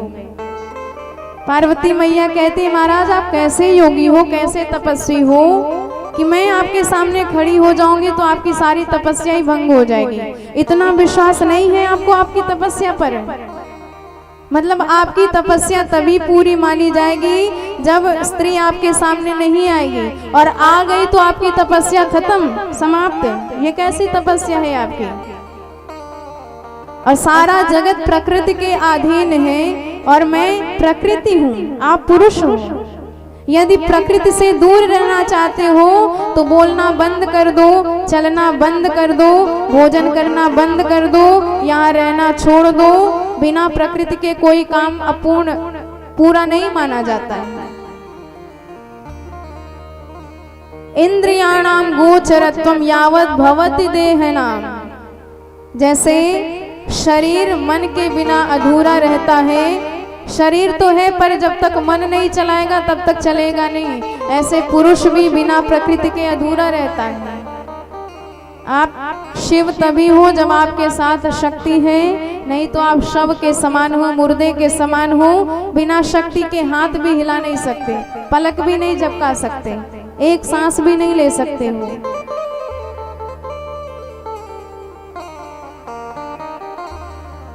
और जैसे ही ये बात कही भगवान भोलेनाथ मुस्कुराने लगे। उन्होंने कहा कि आप तो साक्षात महाप्रज्ञा हो, दुर्गे जय जय प्राज्ञे जगदम्ब महेश्वरी। जो आपकी इच्छा हो आप वही करिए। तुरंत भोलेनाथ के चरणों में सेवा भाव मिला। पार्वती मैया को परम गदगद हो गई। सखियों के साथ नित्य आके विधिवत भोलेनाथ के चरणों की सेवा करने लगी और मन ही मन भगवान से वचन दिया कि भोलेनाथ भले ही आप हमें देखना पसंद नहीं करते, पर ऐसी कठिन तपस्या करूंगी, ऐसा व्रत ऐसा नियम बनाऊंगी कि एक ना एक दिन आप स्वयं मुझे अपनाओगे, मुझे स्वीकार करोगे। बोल भक्तवत्सल भगवान की जय हो। आइए बड़े भाव से हम सब उसी झांकी में मन को समर्पित करें, तत्पश्चात कथा में प्रवेश करेंगे।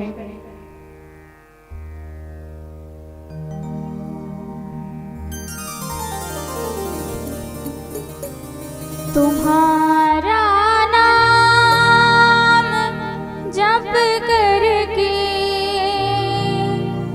तुम्हें अपना बना लेंगे। तुम्हारा नाम जप करके तुम्हें अपना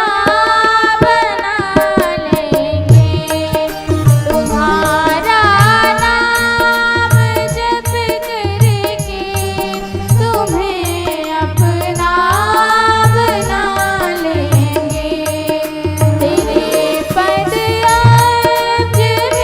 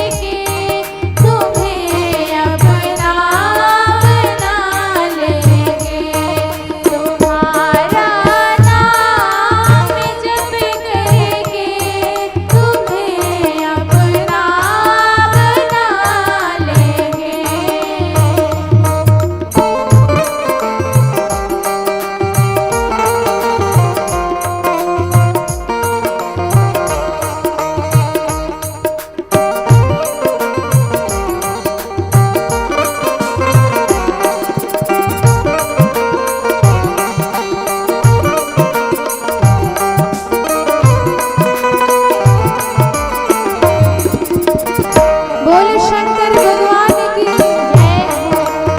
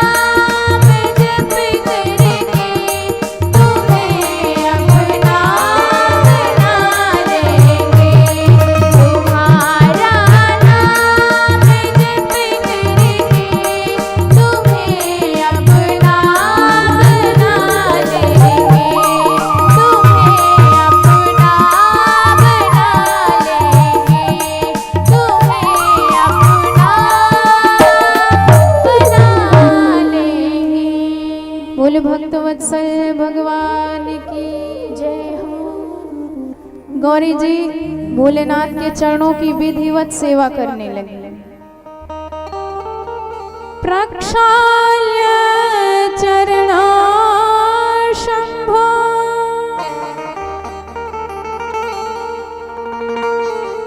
पपात चरणोदकम्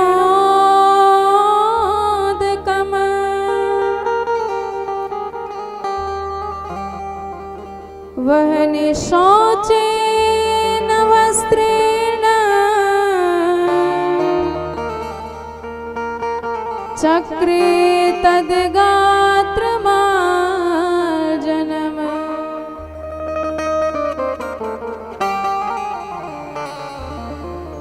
पार्वती मैया ध्यान करते हुए भोलेनाथ के चरण विधिवत जल से धुलती हैं और पूरे शरीर को कई प्रकार से शुद्ध किए गए वस्त्र से साफ करती हैं, पोंछती हैं, चरणोदक सखियों समेत पान करती हैं। ऐसी विधिवत सेवा कर रही हैं। और उसी समय संपूर्ण धराधाम पर एक वज्रांग नाम का दैत्य हुआ जो दिति कश्यप का बेटा था तो बड़ा शक्तिशाली, सारे स्वर्ग पर अधिकार कर लिया। पर एक बार मन में वैराग्य हुआ, ब्रह्मा जी की तपस्या करके कहने लगा, महाराज हमने तो अपनी माँ दिति के कहने से स्वर्ग पे अधिकार किया था, पर हमारी इच्छा इस धन संपदा में बिल्कुल नहीं है, केवल हम शांति प्राप्त करना चाहते हैं। मातुराज्ञा वशात ब्रह्मन कृत में तन्मयाखिल न में भोग विलासो ही न कश्चित भुवनस्य वे। मुझे किसी प्रकार का कोई राज्य भी नहीं चाहिए, ना तो कोई भोग विलास धन संपदा चाहिए। आप केवल ऐसी पत्नी प्रदान कर दो जिसके साथ मैं सुखी और शांति पूर्वक रह सकूं। ब्रह्मा जी ने पत्नी तो दे दी, लेकिन वह पत्नी बड़ी दुर्भावना से भरी हुई थी। एक बार उसने कहा, महाराज हमें आपसे एक ही आशीर्वाद चाहिए, एक ऐसी संतान चाहिए जिस संतान से सारा जगत थर थर कांपे। अब बेचारे बड़े धर्म संकट में पड़ गए। यदि मैं ऐसा संतान इन्हें दे देता हूं जिससे संपूर्ण जगत भयाक्रांत रहे, तो त्रैलोक यदि डरेगा तो कितना दुष्कर्म होगा। लोगों को परेशान करना ये साधु का स्वभाव नहीं है। साधु तो उनके दुख से द्रवीभूत हो जाते हैं, और यदि इनकी मन की इच्छा नहीं पूरी करता हूं तो मुझे नरक जाना पड़ेगा। धर्म संकट में फंस गए। अंततो गत्वा अपनी पत्नी की बात माने और ऐसे संतान के लिए घन घोर तपस्या करें। मधुपवन मुपागम्य गुरुवाज्ञा प्रतिपालकः विधिम उद्दिश्य विधिवत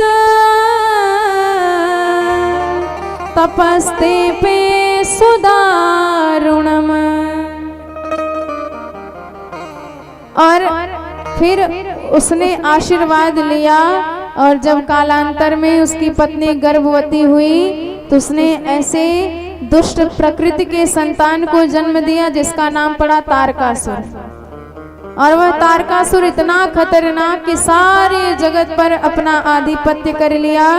बड़े बड़े देवता भयाक्रांत रहने लगे, सब स्वर्ग छोड़ करके भाग गए। और उसने अपने मरण का एक नियम बताया कि मैं कैसे मरूंगा। शिव वीर्य समुत्पन्न पुत्र सेनापतिर्यदा भूत्वा शस्त्रम क्षिपेन मह्यम तदा मे मरणम भवेत्। यदि शिव जी के वीर्य से उत्पन्न कोई बालक होगा, मुझ पे जब शस्त्र से प्रहार करेगा तभी मेरा नाश हो सकता है। बाकी दुनिया में किसी में सामर्थ्य नहीं कि तारकासुर का अंत कर सके। सारे देवता घबराए कि हे भगवान भोलेनाथ, तो एकदम संत बने बैठे हैं, पार्वती मैया नित्य सेवा करती हैं, पर कोई काम भाव जागृत ही नहीं हो पा रहा। विवाह कैसे होगा? तो इंद्र ने फिर कामदेव के चरण पकड़े, महाराज हमारे मित्र हो, आप ही जाओ भोलेनाथ, पर अपने 5 बाणों का प्रयोग कर दो। उनके मन में पार्वती जी के रूप के प्रति कुछ तो आकर्षण जगाओ, ताकि विवाह हो और संतान उत्पन्न हो और हमारा भी काम बने। दर दर भटक रहे हैं, अच्छा थोड़ी लगता है। और मित्र हो, मित्र की रक्षा, मित्र की बात अवश्य माननी चाहिए। कामदेव तो कांप गया, महाराज कहाँ भेज रहे हो? भोलेनाथ के पास गया तो जीवित नहीं बचने वाला। पर फिर भी श्रुति का परम धर्म उपकारा, धर्म करना, दूसरों का उपकार करना, यह हमारा सबसे बड़ा कर्तव्य होता है। श्रेष्ठ व्यक्ति वही है जो अपने प्राण त्याग करके भी उपकार करता रहे, लोगों का उद्धार, लोगों का कल्याण करता रहे। यदि अपने प्राण देने की भी बारी आए तो उसमें भी जरा सा संकोच ना करें। तो मुझे तो पता है भोलेनाथ की यदि तपस्या भंग करूंगा प्राण तो जाएंगे ही जाएंगे, पर आपकी बात मानना मेरा कर्तव्य है। तुरंत कामदेव भगवान भोलेनाथ के पास गया, परम योगी भोलेनाथ का दर्शन किया और वृक्ष के ओट से उसने 5 बाण का संधान भोलेनाथ के ऊपर कर दिया। यथा तथा रुचिस्तस्य, और जैसे ही बाण का संधान किया भोलेनाथ की तपस्या में विक्षोभ हुआ, नयन खुले और जैसे ही आगे कामदेव का दर्शन किया भोलेनाथ को इतना क्रोध आया कि किसी संत की तपस्या को भंग करने का तेरा साहस कैसे हुआ? यदि आज दंड नहीं दूंगा तो तू उद्दंड हो जाएगा, बार बार संतों की तपस्या में विघ्न पैदा करेगा। तुरंत भोलेनाथ की तीसरी नेत्र खुल गई, जो साक्षात अग्नि नेत्र ही कही गई है, जिसमें अग्नि का वास है। भीषण प्रचंड अग्नि प्रज्वलित हो गई। जैसे ही तृतीय नेत्र से भगवान ने दृष्टिपात किया कामदेव पर, सो तुरंत ही देखते ही जल करके भस्म हो गया, राख हो गया। भस्मसात् कृतवान् साधो मदनम तावपेतहि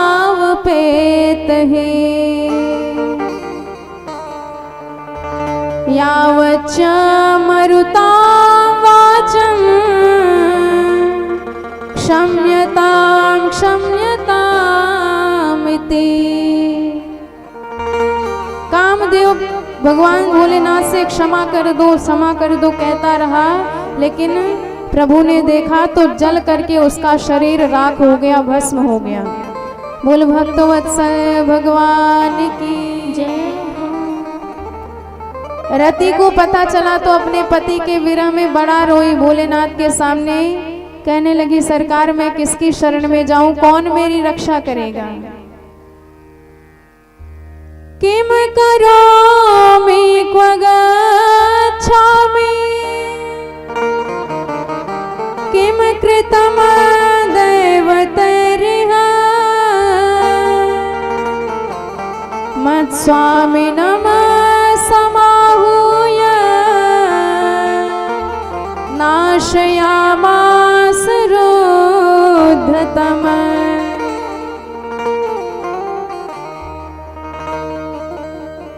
रति ने चरणों में प्रणाम किया, सरकार अपने पति के बिना मैं कैसे जी पाऊंगी। चरणों में भाव रखा तो भोलेनाथ ने आशीर्वाद दिया, चिंता मत करो, द्वापर युग में यही तेरा पति भगवान कृष्ण के पुत्र के रूप में अवतार लेगा, प्रद्युम्न के रूप में। जब यदुवंश कृष्ण अवतारा,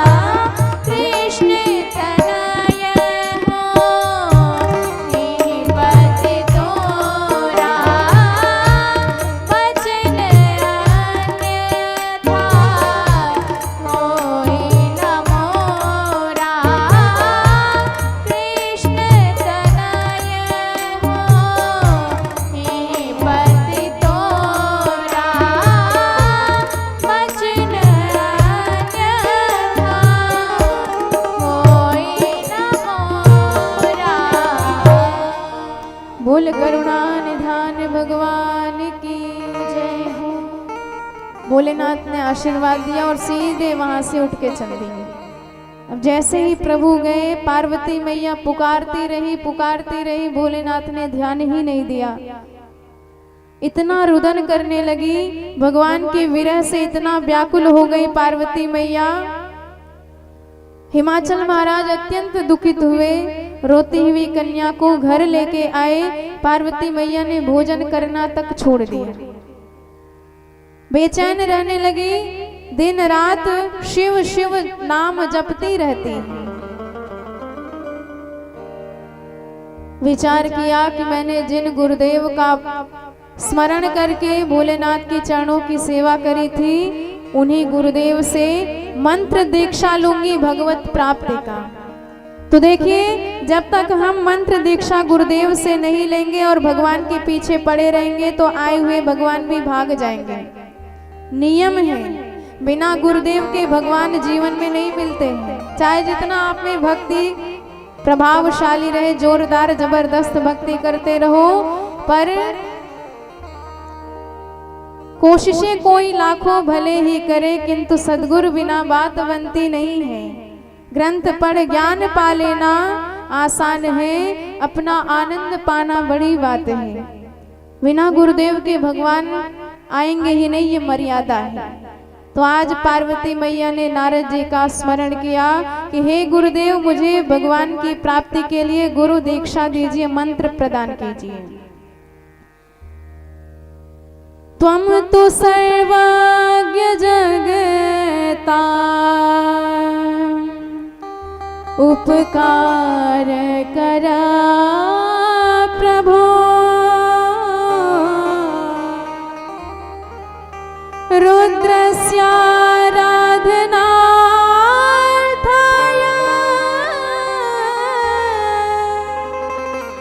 मंत्रम देहि मुनेहिने, मंत्रम देहि मुनेहिने।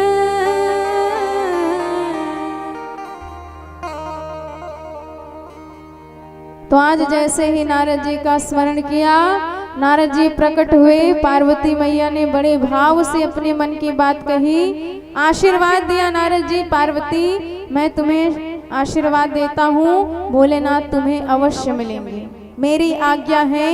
अब मैं जो मंत्र देता हूँ उसी मंत्र का निरंतर तपस्या करते हुए जप करो। और पंचाक्षर मंत्र का, भोलेनाथ का दिव्य मंत्र नारद जी ने पार्वती मैया को दीक्षा के रूप में प्रदान करी। और बिना गुरुदेव के सिद्धि कभी प्राप्त ही नहीं होती है।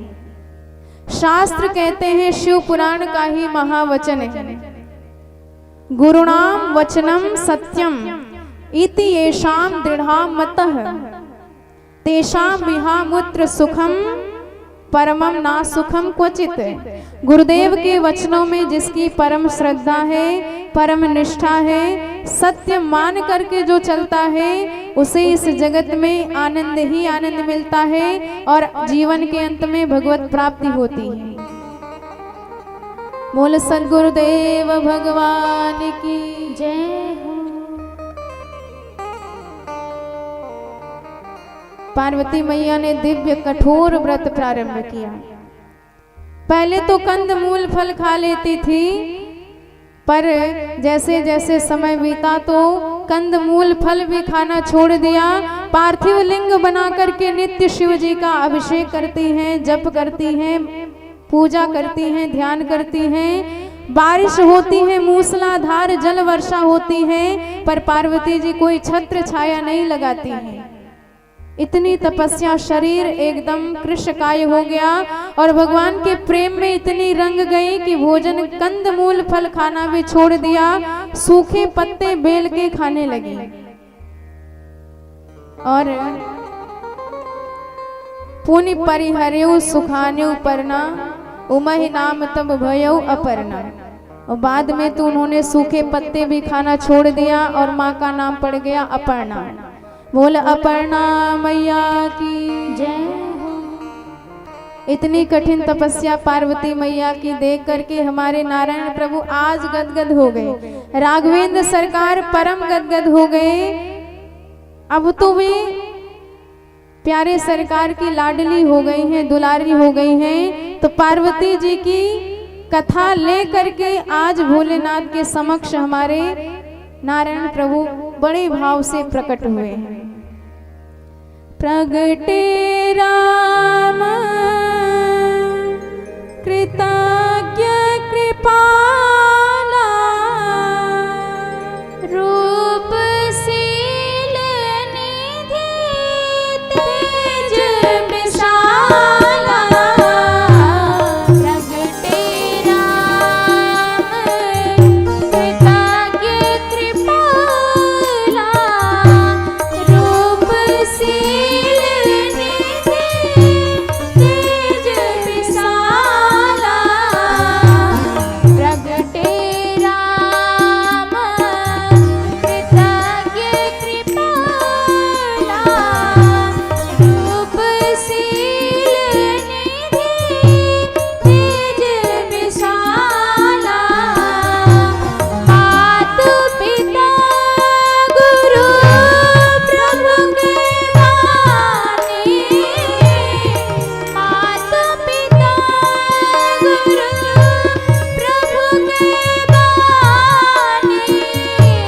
विनहि विचारी करिय शुभ जानी मातु पिता गुरु प्रभु के वाणी विनहि विचार करिय शुभ जानी मातु पिता गुरु प्रभु के वाणी विनहि विचार करिय शुभ जानी विनहि विचार करिय शुभ जानी। बोल भक्तवत्सल भगवान की जय हो। राम जी प्रकट हुए और भोलेनाथ का विचित्र वेश देखा। नेम प्रेम संकर कर देखा। भोलेनाथ का वह वेश देखा कि प्रभु नियम के भी कितने पक्के हैं, प्रेम के भी कितने पक्के हैं। प्रायः जो नियम में पक्के होते हैं फिर वो प्रेम नहीं निभा पाते। वो कहते हैं आपके लिए हम अपना नियम नहीं तोड़ेंगे, आपको अच्छा लगे या खराब लगे। और कई कई प्रेमी ऐसे होते हैं फिर प्रेम में इतने बह जाते हैं उनसे नियम नहीं समझता है। पर हमारे भोलेनाथ के जीवन में दोनों पुष्ट हैं। नियम के इतने पक्के कि मेरी अर्धांगिनी ने, मेरी सती ने मेरे माता सीता का रूप धरा, तो यदि उससे पूर्ववत प्रेम करता हूँ तो भक्ति की मर्यादा, वेद की मर्यादा, नियम की मर्यादा नष्ट हो जाएगी। तो परित्याग कर दिया। और प्रेम में इतने भरे भोलेनाथ की जिसका परित्याग कर दिया, उसके विरह में, उसके प्रेम में पागल बने टहल रहे हैं। जहाँ जैसा मन कहता है वैसा ही खा लेते हैं, जहाँ मिल जाता है वहीं सो जाते हैं।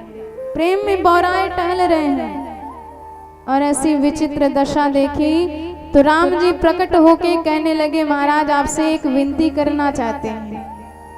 भोलेनाथ ने कहा, सरकार आप मेरे नाथ हो, आप आज्ञा दो। प्रभु ने कहा, यदि एक नाते हो तो आज्ञा दे। आप मेरे नाथ हो और मैं आपको अपना नाथ मानता हूँ, तो आपका दास हूँ तो विनती ही कर सकता हूँ।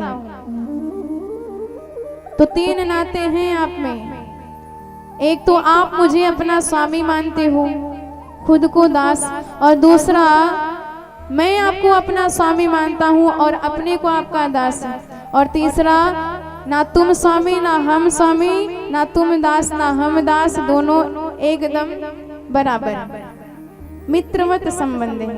तो जो भी नाता आपको अच्छा लगे मैं उसी नाते से आपसे कहूँगा। यदि मुझे स्वामी मानते हो तो मैं आज्ञा देता हूँ, यदि मुझे अपना सेवक समझते हो तो विनती करता हूँ, और यदि मुझे अपना मित्र समझते हो तो आपसे अनुग्रह करता हूँ। जाय विवाहो शैल जही यह मोहि मांगे देहु। आप गिरिजा जी से विवाह कर लीजिए। भोलेनाथ ने कहा कि सरकार, जिसने आपकी कथा नहीं सुनी, आप उसकी कथा हमें सुना रहे हो, यही तो आपकी कृतज्ञता है। हमारी सरकार कृतज्ञ है। कृतज्ञ कौन? जिसे आप एक गिलास जल पिलाए तो वह सोचता है जब तक हम इसे एक गिलास दूध नहीं पिलाएंगे तब तक मुक्त नहीं होंगे, उर्ण नहीं होंगे, तो उसे कृतज्ञ कहते हैं। और कृतज्ञ कौन?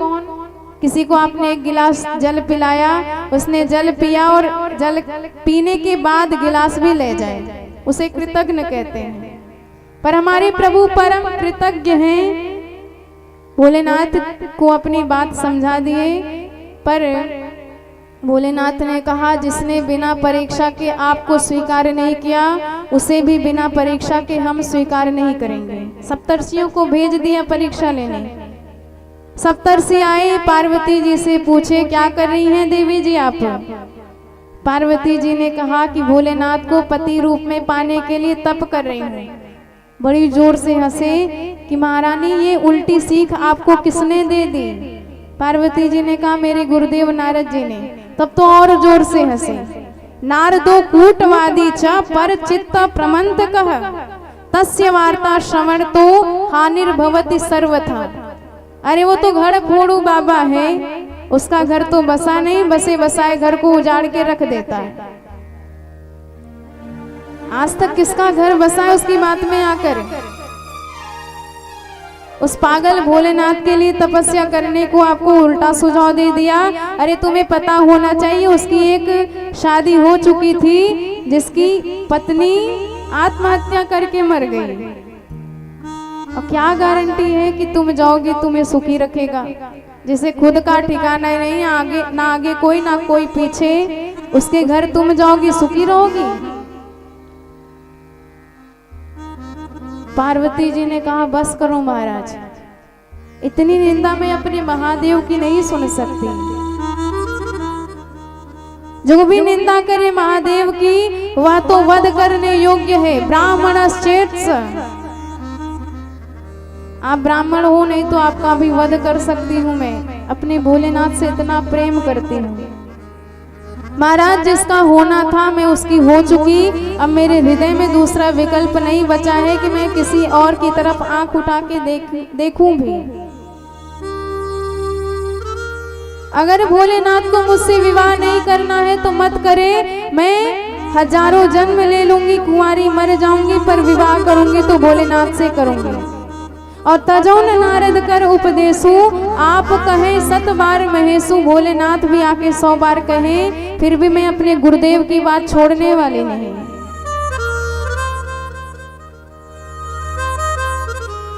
चेत शिवा सही में विप्र विवाहम न करिष्यति अविवाहम सदाहम स्यात् सत्यम सत्यम वदाम्यहम्।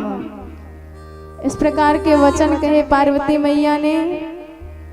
इतनी निंदा सुनने के बाद भी पार्वती मैया के मन में कोई विकल्प नहीं आया कि वो तो एक महात्मा थे नारद जी, ये तो 7 महात्मा मुझे बता रहे हैं। पर धन्य है पार्वती मैया, धन्य है उनकी प्रेम की पराकाष्ठा कि प्रियतम की इतनी निंदा सुनने के बाद भी उनके मन में जरा सा भी विकार नहीं आता है।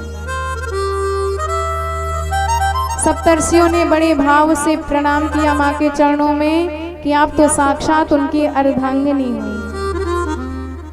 और जाकर के हिमवंत को सूचना दी कि आपकी बेटी की तपस्या परिपूर्ण हो गई, उसे घर लाइए। और हमारे महादेव विवाह की स्वीकृति दे चुके हैं। बोल शंकर भगवान की जय। अब तो जैसे ही ये खबर पूरे ब्रह्मांड में फैली, सारे देवी देवता हर्ष में भर गए कि हमारे महादेव का विवाह होने वाला है। विवाह होने से हमारा ही लाभ होगा। बड़े स्वार्थी हैं देवता लोग। सो सब के सब अपना श्रृंगार करने लगे, अपना अपना विमान सजाने लगे कि बाराती बन के जाएंगे। गणों ने कहा देख लो महाराज, शादी आपकी होगी, दूल्हे बन के आप जाओगे और सज धज ये रहे। भोलेनाथ ने कहा तो क्या हुआ, हमारा श्रृंगार तुम करो, जैसा सजा दोगे वैसा ही हम सज के चले जाएंगे। तो बड़े भाव से सारे गण भोलेनाथ का श्रृंगार करते हैं। आइए श्रवण करते हैं किस प्रकार हमारे भोलेनाथ दिव्य वेश में, वर वेश में, दुल्हे वेश में सज रहे हैं। बोले शंकर भगवान की जय हो। आओ आओ सर्पों की माला लाओ, कोई तन पे भस्म रमाओ, कर भोले को तैयार जी। भोले बाबा की शादी का है त्योहार जी। भोले बाबा की शादी का है त्योहार जी। आओ आओ सर्पों की माला लाओ, कोई तन पे भस्म रमाओ, कर भोले को तैयार जी। भोले बाबा की शादी का है त्योहार जी। भोले बाबा की शादी का है त्योहार जी। बड़े भाव से सभी लोग ताली की सेवा करते हैं।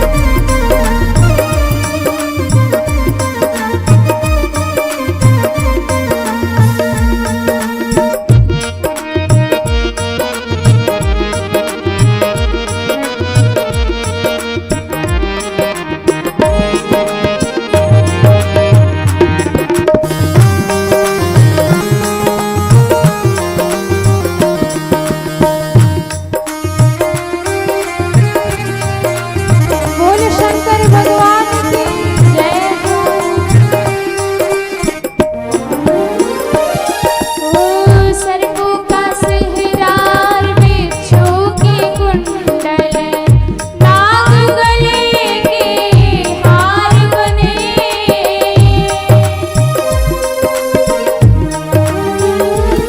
ओ सर्पों का सिहरार, बिच्छू की कुंडल, नाग गले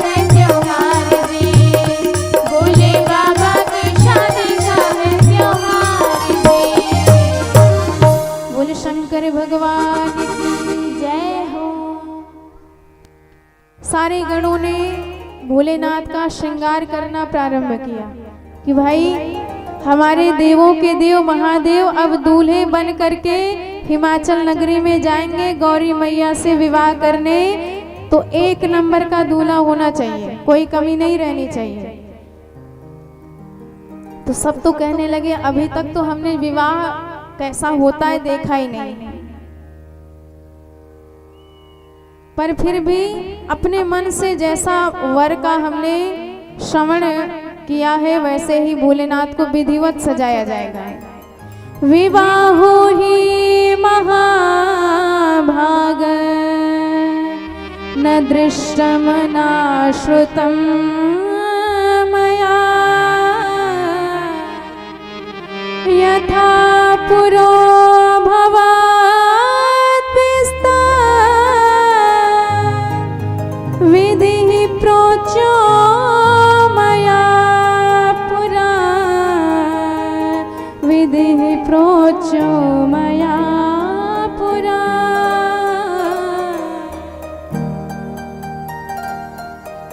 सारे गणों ने कहा भाई हमने सुना है दूल्हे सरकार का विशेष चिन्ह होता है मोर सेहरा, और जिसके माथे पर सेहरा लगा हो मोर लगा हो वही दूल्हा माना जाता है। तो सेहरा कहाँ से लाए? सारे गण गए एक गुफा में जिसमें तमाम प्रकार के सर्प ही सर्प थे, तो लंबे लंबे मोटे मोटे काले काले मणिधारी सर्प का एक गट्ठर बनाए और ले आके भोलेनाथ के समक्ष पटक दिया, और एक चमचमाता हुआ मणिधारी सर्प उठाया, काला काला सा नाग भोलेनाथ की जटाओं में लपेट दिया और कहा कि ऐसे ही फन फुलाए बैठा रहे। और वही मणिधारी सर्प भोलेनाथ के जटाओं में लिपट करके मोर का सेहरे का काम करने लग गया। और जब सबने कहा कि भाई दूल्हे सरकार मुकुट भी लगाते हैं, मुकुट भी लगाना चाहिए, तो सबने चंद्रमा को पकड़ा और भोलेनाथ की जटाओं के पास रख दिया और कहा कि यही अर्धचंद्र वक्र चंद्र मुकुट का काम करेगा भोलेनाथ के शीश पर। चंद्रमा मुकुट स्थाने सानिध्यम अकरो तदा लोचनम सुंदरम यासे तृतीयम तिलकम शुभा तृतीयम तिलकम शुभमा। और जब सबने कहा कि दूल्हे सरकार विधिवत हाथ पैर में गहना वहना भी पहन के जाते हैं, तो अब गहने कहाँ से लाए? तो सबने कहा कि ये सर्प किस दिन काम में आएंगे। तो काले पीले हरे नीले सारे रंग बिरंगे सर्पों को पकड़ लिया, किसी को हाथ में लपेट दिया कंगन बना के, किसी को बाजूबंद बना के बाहों में, किसी को कमर में, किसी को गले में लपेट दिया और बड़े बड़े बिच्छू पकड़ के ला और भोलेनाथ के कानों में कुंडल बना के धारण करा दिए। ऐसे ऐसे तो गहने हमारे भोलेनाथ ने धारण किए हैं। और सबने कहा कि भाई दूल्हे सरकार जब अपनी ससुराल जाते हैं तो विधिवत चमकते धमकते रहते हैं, उनका चेहरा दूर से ही फोकस देता रहता है।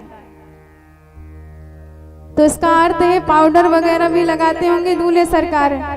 तो गणों ने कहा पाउडर कहाँ से मिले?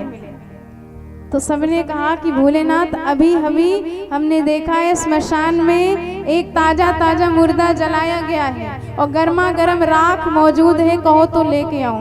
भोलेनाथ ने कहा कि भाई भस्म पूरे जगत का सार है और हम पूरे जगत के आधार हैं, तो लाओ वही भस्म, हमें वही स्वीकार है। तो भस्मीभूत आई और भोलेनाथ को ऊपर से लेके नीचे तक पूरी रमा दी गई। भूत भावन बने हमारे भोलेनाथ, बन करके दूल्हे तैयार हो गए। बोल भूत भावन भगवान की जय हो। विभूते रंग रागो भूत चंदना दे समोद्भवः पद्मकूल भवे दिव्यम सुंदरम व्याघ्रचर्मरम।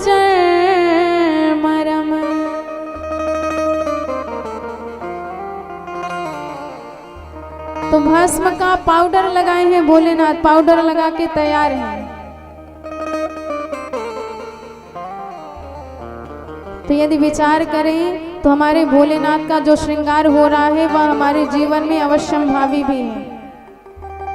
मानो भोलेनाथ सिर पे सर्प लगा के आदेश देते हैं, समझाते हैं, सिखाते हैं, शिक्षा देते हैं कि भले ही संसार में जाओ संबंध बनाने पर इतना जरूर याद रखो कि हमारा काल हमारे सिर पे नाच रहा है।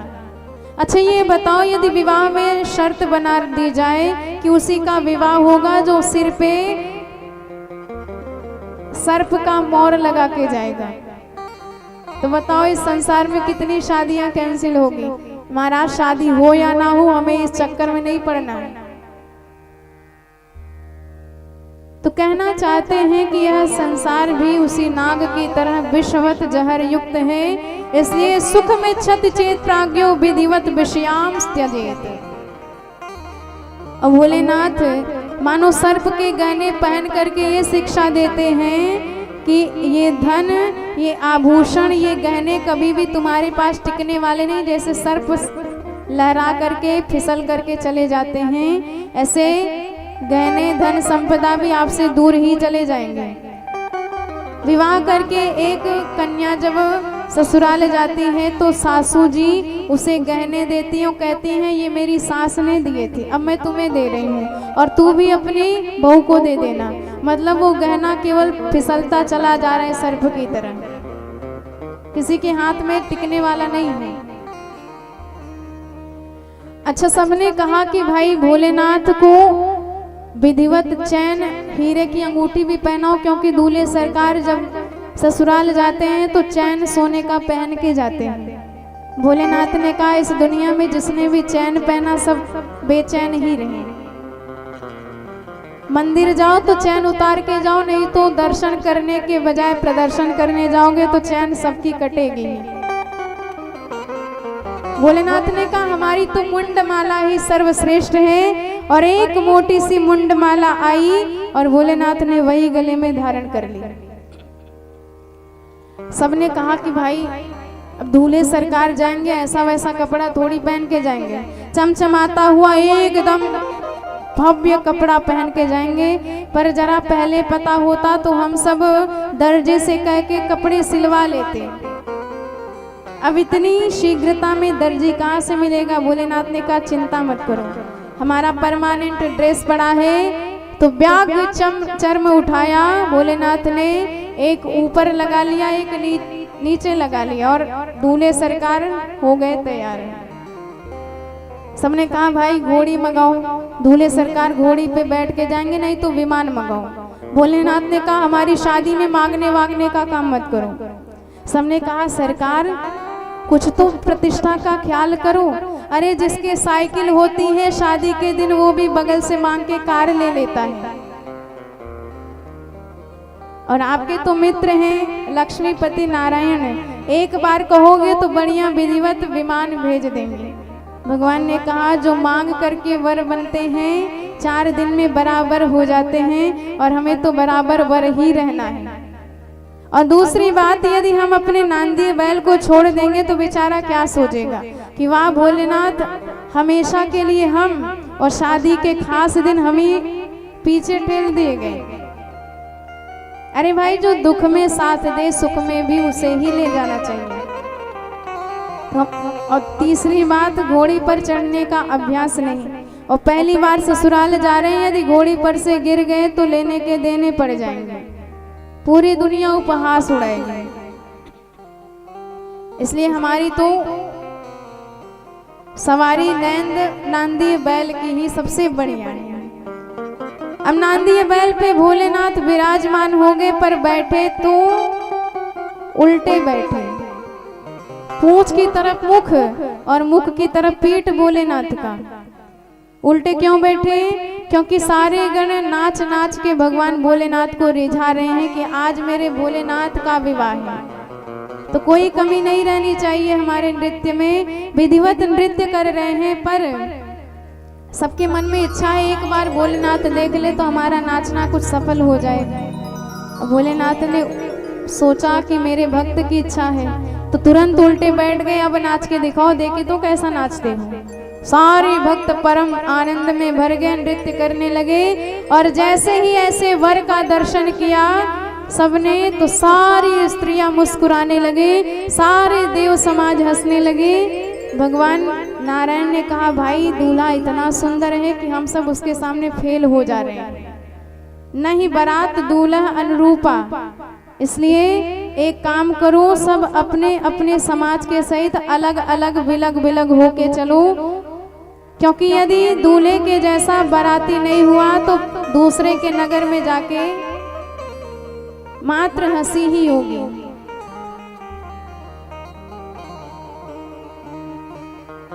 तो प्रभु के ये वचन सुने भोलेनाथ तो हर्षित हो गए, हरि के व्यंग्य वचन नहीं जाएंगे।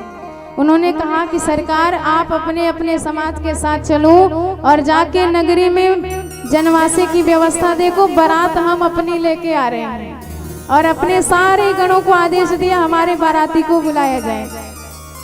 और सारे गण गए, कोई पीपल में लटका था, कोई कुएं से चिपका था, कोई स्मशान में भटका था, कोई बरगद पे अटका था। तो ऐसे सारे लटके अटके भूतों को बुलाया और सबको निमंत्रण दिया कि आज भोलेनाथ के विवाह में आप सबको बाराती बन के जाना है।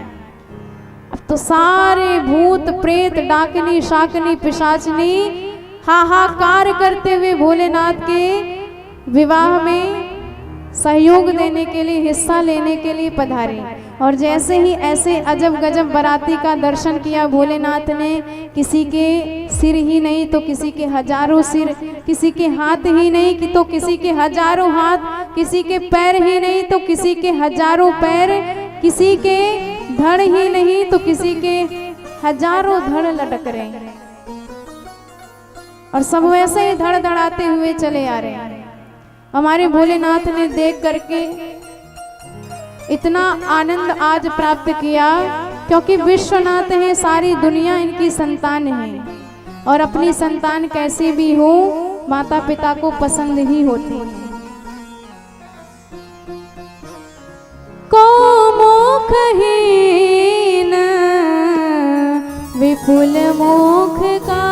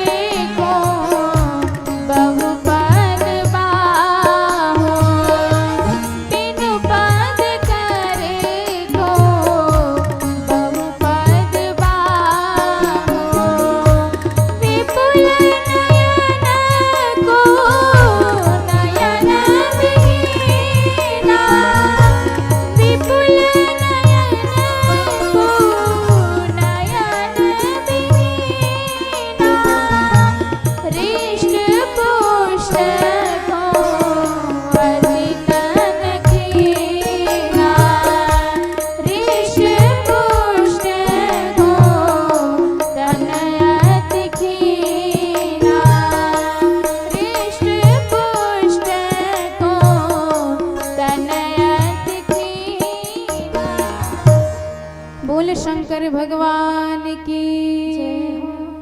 आज ऐसे अपने बारातियों को देखा भोलेनाथ ने,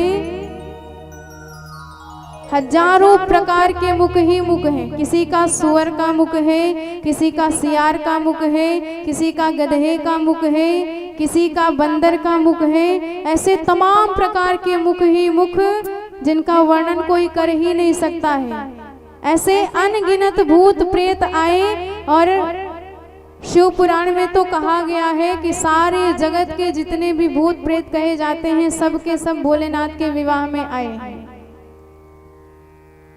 किम बहुतोन देवर्षे सर्वलोक निवासिना आययुः स्वगड़ा शंभु प्रीत्या वै शंकरोत्सवे। सारे जगत के भूत प्रेत, सारे जगत की डाकनी शाकनी पिशाचनी आज भोलेनाथ के इस शादी में पधारे हैं। और भोलेनाथ ने जब उन समस्त बारातियों को देखा तो परम आनंद में भर गए, क्योंकि अपना बच्चा यदि अपंग भी हो तो माता पिता के लिए प्रेम का पात्र ही होता है। और भोलेनाथ तो सारे जगत के माता पिता हैं। सारी दुनिया जिनकी उपेक्षा करती है, भोलेनाथ उन्हीं की अपेक्षा करते हैं, उन्हीं को पकड़ करके हृदय से लगा लेते हैं। भूत प्रेतों को घर में कोई घुसने भी नहीं देता है, और कदाचित घुस भी जाए तो बड़े बड़े संतों को, बड़े बड़े महात्माओं को, बड़े बड़े तांत्रिकों को पकड़ करके उन भूत प्रेतों को निकलवा देते हैं। पर धन्य है भोलेनाथ की सबको बुला बुला करके आज अपने विवाह महोत्सव में ले जाने के लिए तैयार कर लिया है। और इतने विशाल संख्या में सारे भूत प्रेत पधारे कि देख देख के भोलेनाथ परम आनंदित हो गए और जय जयकार करते हुए विधिवत वाद्य यंत्र बजाते हुए सबने महादेव की वह दिव्य बारात निकाली। और जैसे ही वह बारात निकली कि सबने कहा रोको रोको। भोलेनाथ ने कहा क्या हुआ? एक बोला सरकार, आपके बाराती में एक बाराती इतना पतला था कि जैसे ही बारात चली तो बेचारा आकाश में उड़ गया। अब यदि वह आपकी शादी में नहीं पहुंच पाया तो पूरे जीवन रोएगा। भोलेनाथ ने कहा उसे पकड़ के लाओ। येन केन प्रकारेण उसे पकड़ा, और जैसे ही पुनः बारात चलाई तो फिर सबने कहा रोको रोको, अब क्या हुआ? सबने कहा सरकार, एक बाराती इतना मोटा तगड़ा था और बारात को गली में से निकलना था, और गली का रास्ता एकदम सकरा था और उसी में अटक गया। अब जब वो आगे निकले तो गली में से बारात भी आगे निकले, पूरा रास्ता जाम हो गया। भोलेनाथ ने कहा उसे निकालो। तो येन केन प्रकारेण उसे खींच करके निकाला गया। तब बारात भोलेनाथ की आगे बढ़ी, और जैसे ही बारात चलती चलती हिमाचल पुरी में पहुंची और बारात आई जानकर सारे स्वागताकांक्षी बारात का स्वागत करने नगर के द्वार पर पहुंचे तो साथ में कुछ बच्चे भी आए हैं। बच्चों ने कहा हम पार्वती जी का वर देखेंगे। बच्चों की तो इच्छा ही रहती है दूल्हा कैसा है। और इधर सबसे पहले इंद्र अपनी समाज के साथ आए। जैसे ही इंद्र की भव्यता का दर्शन किया, बच्चों ने कहा हो ना हो यही हमारे दूल्हे सरकार है। पर बड़ों ने कहा ऐसे थोड़ी माना जाता है, पहले इनसे कन्फर्म तो कर लो। सारे बच्चे आए, इंद्र से पूछे कहो महाराज दूल्हे सरकार आप ही हो? इंद्र ने कान पकड़ लिए, भाई ऐसी गलती कभी मत करना, हम तो दूल्हे सरकार के दासों के भी दास हैं, पानी वानी की सेवा करते हैं। बच्चों ने कहा जब हमारे दूल्हे सरकार के दासों के दास इतने खास हैं तो दूल्हे सरकार कैसे कैसे होंगे? इंद्र ने कहा पहले हमें ये बताओ जलपान की व्यवस्था किधर है? क्यों? क्योंकि जब दूल्हे सरकार को देखोगे तबीयत इतनी खुश हो जाएगी कि शायद हमें पानी पिलाना ही भूल जाओ। सारे बच्चे अब तो और अधीर होके इंतजार करने लगे दूल्हे सरकार का। और इसके बाद आए मंगलम भगवान विष्णु मंगलम गरुड़ध्वजः। हमारे नारायण प्रभु आए पीतांबर धारी श्याम विग्रह। और जैसे ही प्रभु की वह नील कमल जैसी शोभा का अवलोकन किया, सारे बच्चे गदगद हो गए। यही है दूल्हे सरकार, पक्का हो गया। बड़ों ने कहा एक बार फिर पूछ लो। बच्चे आए, पूछने लगे कि दूल्हे सरकार आप ही हो? नारायण प्रभु ने कहा भाई हम तो तुम्हारे दूल्हे सरकार के मित्र हैं, सखा हैं। बच्चों ने कहा जब मित्र इतने सुंदर हैं तो दूल्हे सरकार कितने सुंदर होंगे? भगवान ने कहा दूल्हे सरकार को देखोगे तो जीवन सफल हो जाएगा, धन्य हो जाएगा तुम्हारा। प्रभु ने इशारा कर दिया तुम्हारे दूल्हे सरकार वो आ रहे हैं। और इधर प्रभु गए, अब तो भोलेनाथ की जमात आई। सारे स्वागताकांक्षी अधीर होके खड़े हैं। इधर भोलेनाथ पूरी भूत प्रेत बराती के साथ जैसे ही पहुंचे, ज्यों डाकनी शाकनी पिशाचनी भूत प्रेतों ने हाहा करके नृत्य करना प्रारंभ किया। ऐसा भगदड़, ऐसा हाहाकार बच्चों ने देखा, ऐसे ऐसे भूत प्रेत देखे कि कांप गए बच्चे। जितने स्वागत करने वाले रथ घोड़े हाथी खड़े थे, सबके सब डर डर के भागने लगे। बच्चे तो ऐसे भागे कि मुड़ करके पीछे देखा ही नहीं और भाग करके सीधे अपने घर के सबसे अंतिम कमरे में रजाई के नीचे घुस गए। और माता पिता पूछने लगे, बेटा बोल दूल्हा कैसा है? बच्चे कुछ बोलते ही नहीं, बोलते ही बंद है। डांट के पूछा, बताता क्यों नहीं दूल्हा कैसा है? बच्चों ने कहा, दूल्हा तो साक्षात यमराज के जैसा है। फर्क सिर्फ इतना है, यमराज भैंस पे बैठ के आता है और ये पागल दूल्हा बैल पे बैठ के आया है। माता पिता ने सोचा भोलेनाथ की शादी है तो ऐसा अद्भुत बात तो होना बनता ही। और इधर स्वागताकांक्षी कुछ बड़े बुजुर्ग खड़े रहे, भाई दूल्हा भला बुरा कैसा भी हो अपना है, कुछ तो चार लोग खड़े रहो नहीं तो प्रतिष्ठा घट जाएगी अपनी। तो कुछ लोग खड़े रहे और सबसे भयावह स्थिति तो तब पैदा हुई जब बिना धड़ के बिना सिर के बाराती ने पूछा, महाराज जनवासा किधर है? अब बेचारा देखे ये पूछने वाला किधर है, इधर है कि उधर है, न जाने किधर है। उसने कहा, महाराज हम इधर हैं। स्वागताकांक्षी ने कांपते हुए कहा, आपको ठहरा ही कहाँ सकता है, पूरी दुनिया आपकी है, जहां मन के ठहर जाओ। ऐसी अद्भुत हमारे भोलेनाथ की बारात आई है। अब पार्वती मैया नारद जी से कहती है, नारद जी पहले मैं उस दूल्हे का परीक्षण करूंगी, मैं देखूंगी कि कैसा वह वर है जिसके लिए पार्वती ने ऐसा कठिन तप किया है, ऐसा कठिन व्रत किया है। निरीक्ष्यश्यामि प्रथमम मुने तम गिरिजापतिम। अब जैसे ही हमारी लजीली शर्मीली मैना मैया आरती की थाल सजा करके आई दूल्हे सरकार का परीक्षण करने के लिए, कहती है, नारद जी आपका यह योगदान, यह कृपा तो मैं जीवन भर नहीं भूलूंगी। नारद जी ने कहा, माँ कहते तो सभी हैं पर मानते कोई नहीं है, जीवन भर मानो तब ना। मैना मैया ने कहा, मैं मानूंगी। नारद जी ने कहा, पहले दूल्हा देख लो तब बताना। नारद जी तो चले गए कि अब दूल्हे सरकार आने वाले हैं, उन्हें देखने के बाद क्या हाल होगा मैया का, ये तो मैया ही जाने, हम तो यहाँ से खिसकते। नारद जी तो खिसक लिए। अब मैना मैया आरती की थाल लिए स्वागत करने के लिए विराजमान हैं और प्रभु के चरणों की आरती घुमाते घुमाते जैसे मुखमंडल पे आरती घुमाई, 5 ज्वाल का दीपक जल रहा था। और आपको पता है सर्प को अग्नि से बड़ा भय लगता है। जैसे ही मैया ने आरती की थाली भगवान भोलेनाथ के विकट मुखमंडल पर घुमाई और ऊपर वाले सर्प ने, नीचे वाले सर्प ने जैसे ही वह अग्नि की ज्योति देखी, अब तो सबके सब इतने घबरा गए कि घबरा करके भय के मारे जोर से फुफकार भर दिया। और जैसे फुफकार भरा तो वह पंचदीप एक विशाल अग्निज्वाल में परिणित हो गई। और उस विशाल अग्निज्वाल में भोलेनाथ का वह रौद्र वेश, विकट वेश दिखाई दिया। और मैना मैया ने जैसे दृष्टि उठा के ऐसे वर का दर्शन किया, परम दुखी हो गई, क्रोध में भर गई, आरती की थाली भोलेनाथ पे दे मारी और चीखती चिल्लाती वहां से तुरंत भाग गई। तन खीन को अति पीन पावन को अपावन गति धरे भूषण कराल कपाल कर सब सद सोनित कन भरे, सद सोनित कन भरे।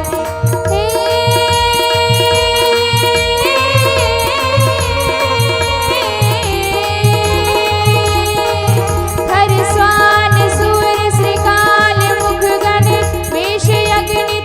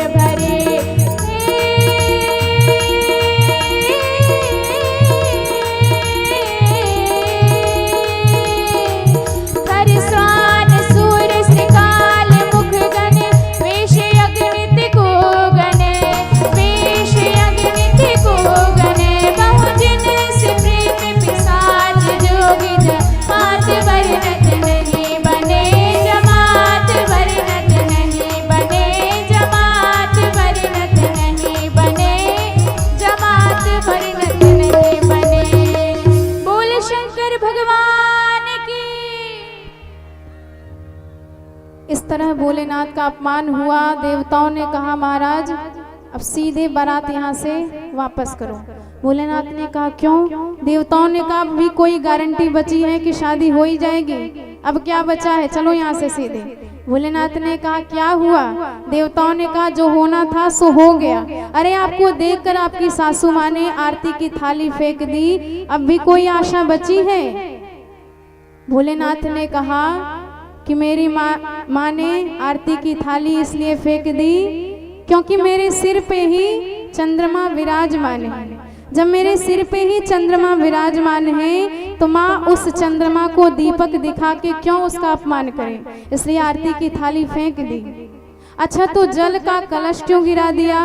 भोलेनाथ ने कहा मेरी जटाओं में गंगा जी विराजमान है, तो जिनकी जटा में साक्षात गंगा जी विराजमान है उन्हें जल चढ़ाना अपमान करना है, इसलिए माँ ने कलश गिरा दिया। अच्छा तो थाली आपके ऊपर क्यों दे मारी? भोलेनाथ ने कहा वो तो माता जी का नेग है, सासू माँ का नेग है, हम तो इसे हृदय से लगा के रखेंगे। तो धन्य है हमारे भोलेनाथ जो निंदा में भी स्तुति ढूंढ लिया करते हैं, अपमान में भी मान ढूंढ लिया करते हैं। पर मैना मैया का बुरा हाल हो गया। पार्वती जी को गोद में बिठाया और कहा कि कुछ भी हो जाए पर पार्वती का विवाह इस बावरे वर के साथ नहीं होने दूंगी। मैना हृदय भयो दुख भारी, मैना हृदय भयो दुख भारी, लीनी बोली गिरीश कुमारी, लीनी बोली गिरीश कुमारी, नारद कर में काह बिगारा, नारद कर में काह बिगारा, भवन मोर जिन बसत उजारा, भवन मोर जिन बसत उजारा, मैना हृदय भयो दुख भारी, लीनी बोली गिरीश कुमारी, नारद काहे काह बिगारा, भवन मोर जिन बसत उजारा, भवन मोर जिन बसत उजारा। बोले भक्तवत्सल भगवान की जय हो। कस कीन बरु बौराह जहि तू तुम्हारी सुंदरता दई, जो फल चाहिए सुर तरु ही सोबर बस बबूर लागही।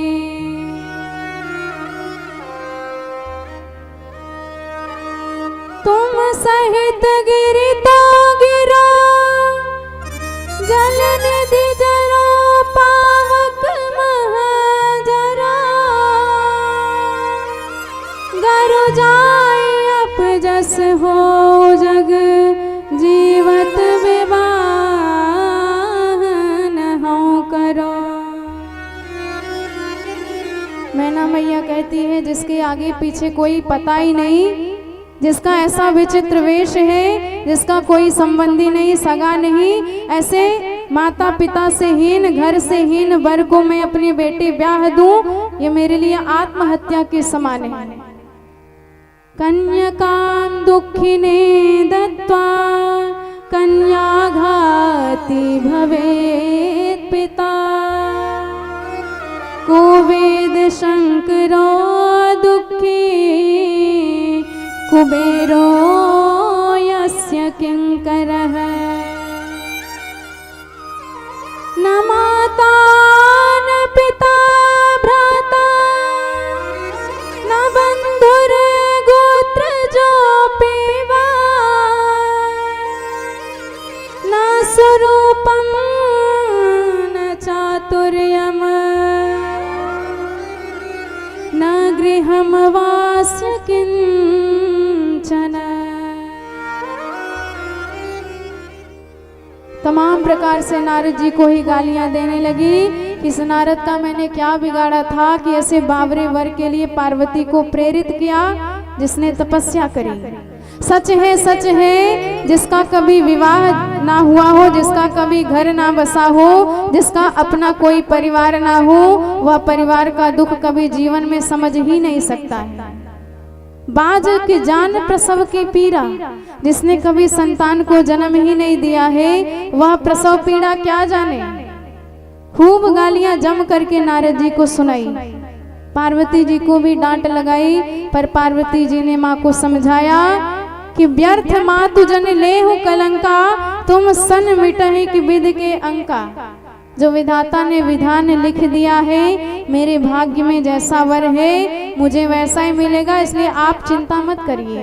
बाद में समस्त संतों ने माँ को समझाया, तब माँ को यह बात समझ में आई। सारे संतों ने बताया कि ये पार्वती पिछले जन्म में साक्षात सती थी, भगवान की अर्धांगिनी थी, पर इनके पति का अपमान हुआ, पिता के यज्ञ में सह नहीं पाई, शरीर को भस्म कर दिया।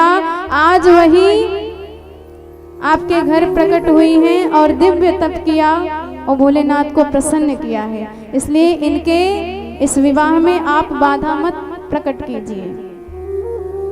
जगदम्बाम जगत पित्रे मूल प्रकृति मीश्वरी, ये सारे जगत के माता पिता हैं। जैसे शब्द अर्थ एक दूसरे से अलग नहीं हो सकते, ऐसे ये भी एक दूसरे से अभिन्न हैं, कभी अलग नहीं हो सकते। इनकी विधिवत एकीकार स्वरूप अर्धनारीश्वर भगवान का है, गौरी शंकर भगवान का है।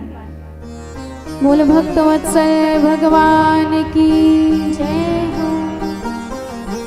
और जब यह बात सुनी तब जाके मैना मैया को आनंद मिला, तब जाके उन्हें सुख प्राप्त हुआ और विवाह की सानंद स्वीकृति प्रदान कर दी मैना मैया ने। पार्वती मैया ने भोलेनाथ से प्रार्थना करी, हे भोलेनाथ आप जो हो सो हो, मैं आपको जानती हूँ, समझती हूँ, पहचानती हूँ, पर दुनिया आपको इस रूप में देख के घबराएगी ही, डरेगी ही। कम से कम मेरे लिए, मेरे माता पिता के आनंद के लिए आप एक दिव्य वर वेश में परिणित हो जाइए। पार्वती मैया का कहना मानकर भोलेनाथ एक दिव्य दूल्हे वेश में प्रकट हो गए। ऐसी दिव्य कांति की करोड़ों करोड़ों कामदेव भोलेनाथ की उस वर वेश पे लज्जित हो जाए, इतना दिव्य भोलेनाथ का वेश है। दिव्य रत्न जटित मुकुट लगाए हैं, चंद्रमा उस मुकुट की शोभा को अपने प्रकाश से बढ़ा रहा है।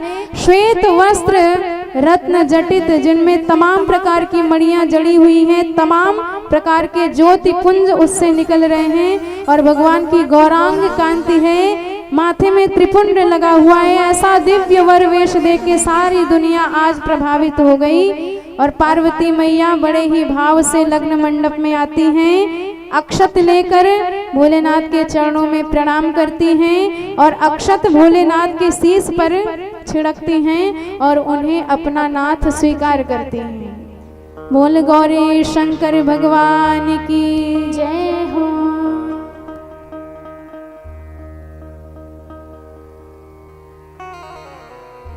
तो आज ऐसा दिव्य अवसर हमें भी प्राप्त हुआ है कि नवरात्रि के पवित्र पावन अवसर पर महाकाली के इस दिव्य पावन प्रांगण में आज हमारे महादेव और गौरी मैया का विवाह संपन्न होने जा रहा है।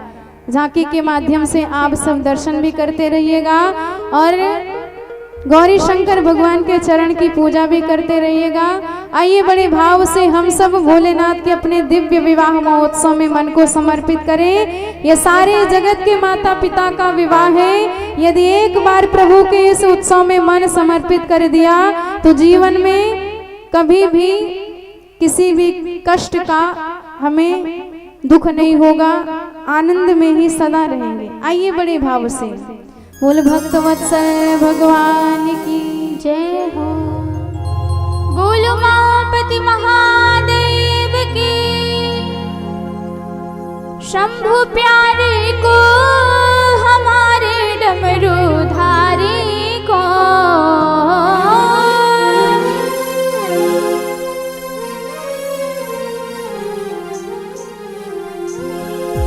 सभी लोग बड़े भाव से दोनों हाथ से ताली बजाते हुए शंभु प्यारे को हमारे डमरूधारी को। दुल्हा सा दुल्हा सा दुल्हा सा वेश बनो है न्यारो। शंभु प्यारे को दुल्हा सा वेश बनो है न्यारो। शंभु प्यारे को शंभु प्यारे को हमारे डमरूधारी को।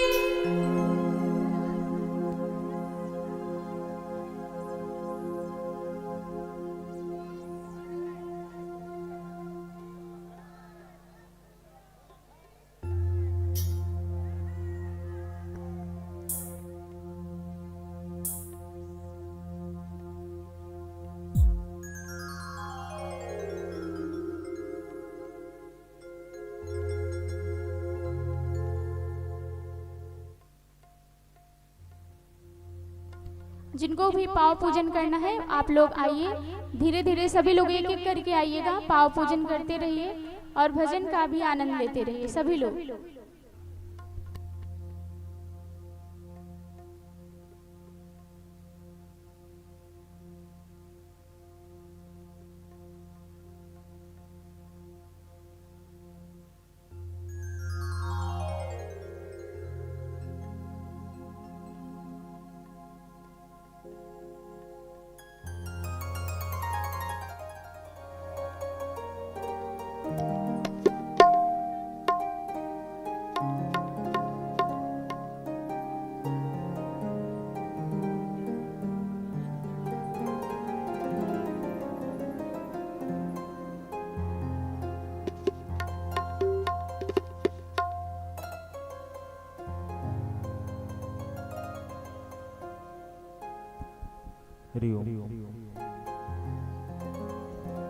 श्री दूल्हा सरकार की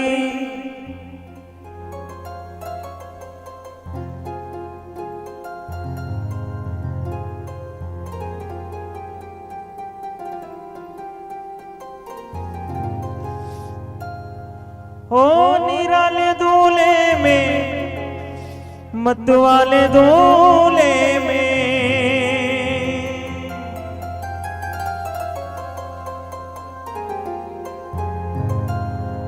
निराले दूल्हे में मत वाले दूल्हे में तू सजे रहे भोले बाबा, वो सज रहे भोले बाबा निराले दूल्हे में। निराले दूल्हे में मतवाले दूल्हे में, निराले दूल्हे में मतवाले दूल्हे में, निराले दूल्हे में मतवाले दूल्हे में सज रहे भोले बाबा निराले दूल्हे में, सज रहे भोले बाबा निराले दूल्हे में, सज रहे भोले बाबा निराले दूल्हे में।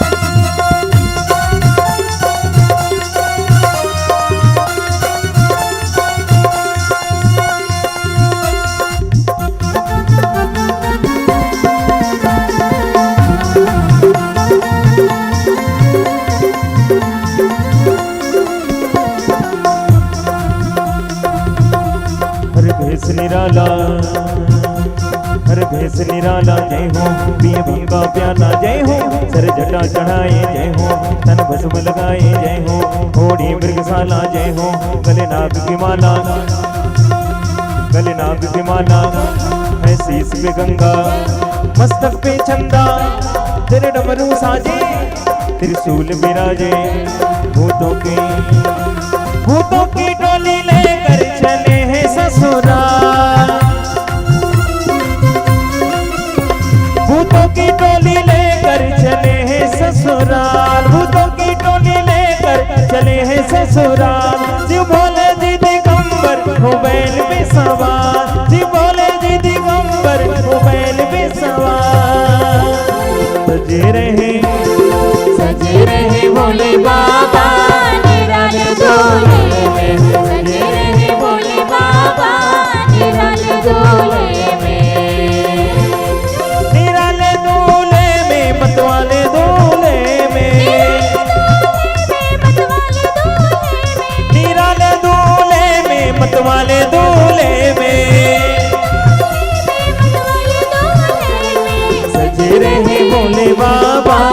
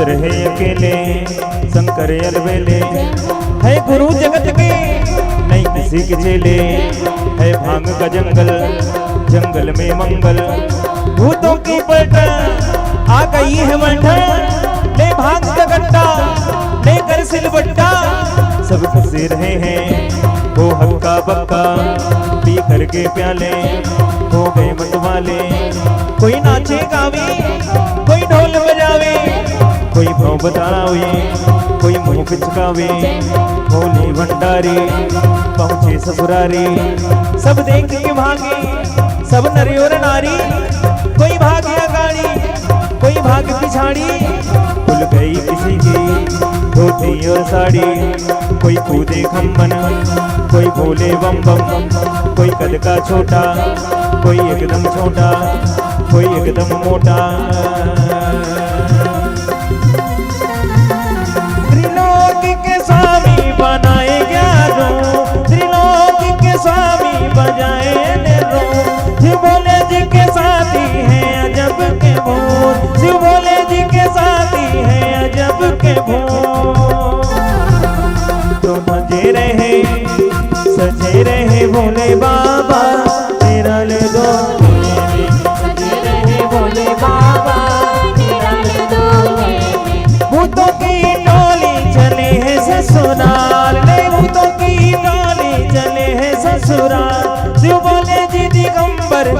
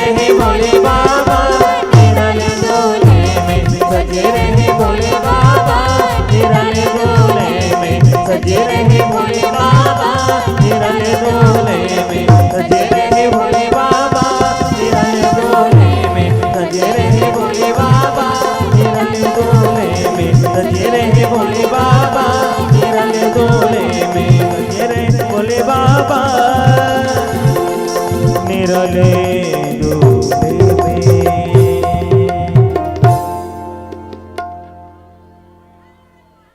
बोल दूल्हा सरकार की, महादेव सरकार की, हर हर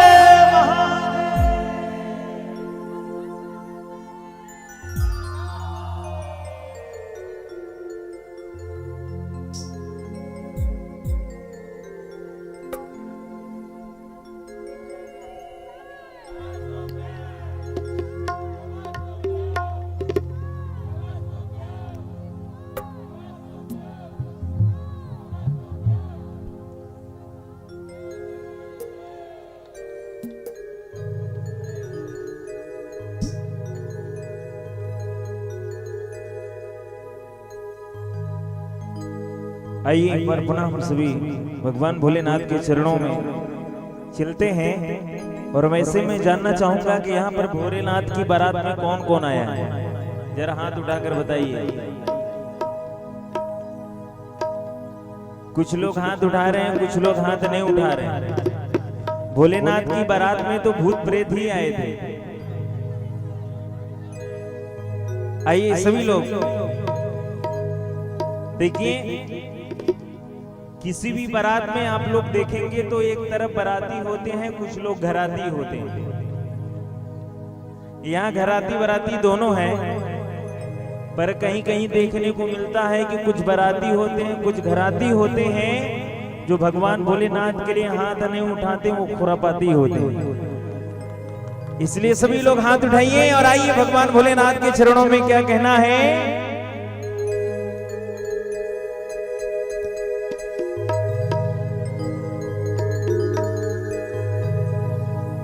ओ मायन पूर्णा भैरो बाबा, ओ हो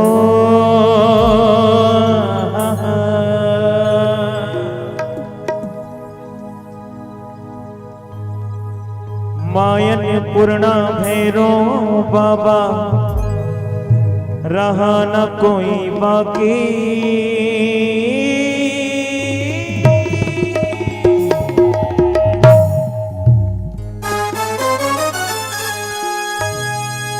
बम बम बोल रहा है काशी, बम बम बोल रहा है। ओम नमः शिवाय, ओम नमः शिवाय, ओम नमः शिवाय, ओम नमः शिवाय।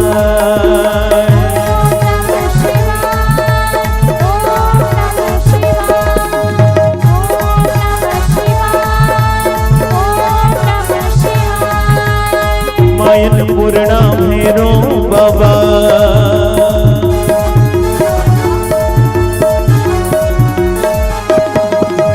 मायन पूर्णा भैरो बाबा, मायन पूर्णा भैरो बाबा, रहा न कोई बाकी। और उठाइए सभी लोग दोनों हाथ, और दोनों हाथ उठाकर केवल हाथ नहीं उठाना है, डमरू भी बजाना है। क्यों? क्योंकि जब भगवान भोलेनाथ के लिए हाथ उठे तो डमरू बजाइए, मैया के लिए हाथ उठे तो ताली बजाइए। इसलिए भगवान भोलेनाथ की बारात में है तो सभी लोग डमरू बजाते हुए क्या गाएंगे? डम डम डम डम डम डम डम डम डम डम डम डम डम डम डम।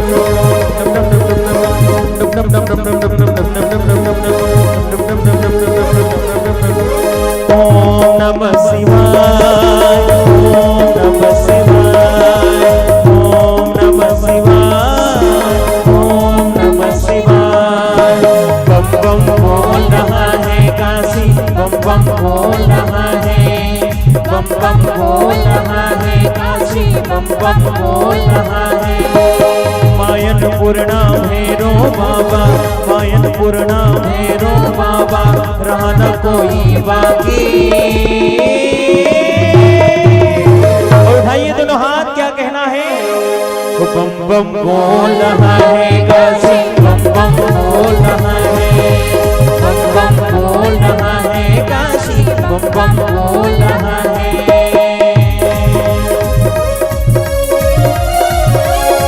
माँ गंगा की पावन धारा, ओ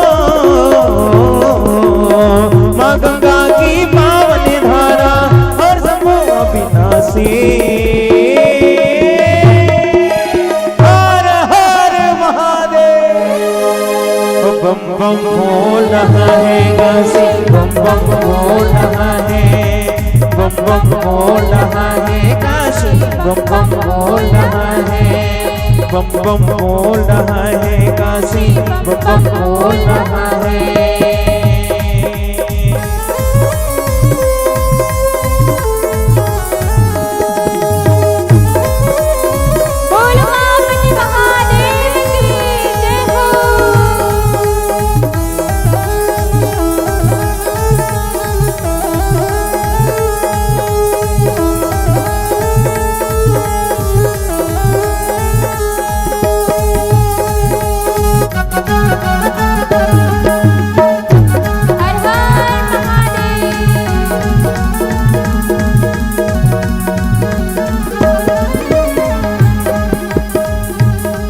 शीतला के शीतल छैया में दुर्गा जी के अंगनैया में,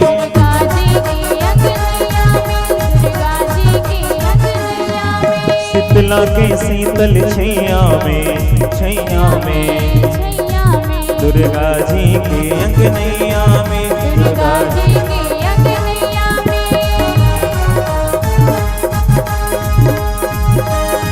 अर्जी सभी लगावेला, अर्जी सभी लगावेला, अर्जी सभी लगावेला, बन करिन करे दासी।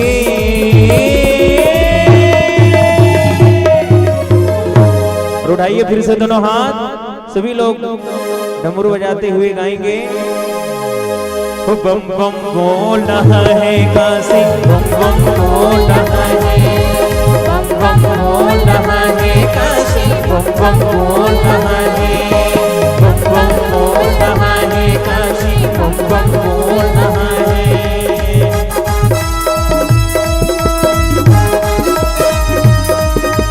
यही वो तंत्र है, यही वो मंत्र है, यही वो तंत्र है, यही वो मंत्र है। प्रेम से जपोगे तो मिटेंगे सारे गम। बम बम बोले बम बम बोले बम बम बोले बम बोले बम बोले बम बम बोले बम बोले बम बोले बम बम बोले बम बोले बम बोले बम। यही वो तंत्र है, यही वो मंत्र है, यही वो तंत्र है, यही वो मंत्र है। प्रेम से जपोगे तो मिटेंगे सारे गम। बम बम बोले बम बोले बम बोले बम बम बोले बम बोले बम बम बम बोले बम बोले बम बोले बम बम बोले बम बोले बम बोले बम। बम बम बोल रहा है काशी, बम बम बोल रहा है, बम बम बोल रहा है काशी, बम बम बोल रहा है।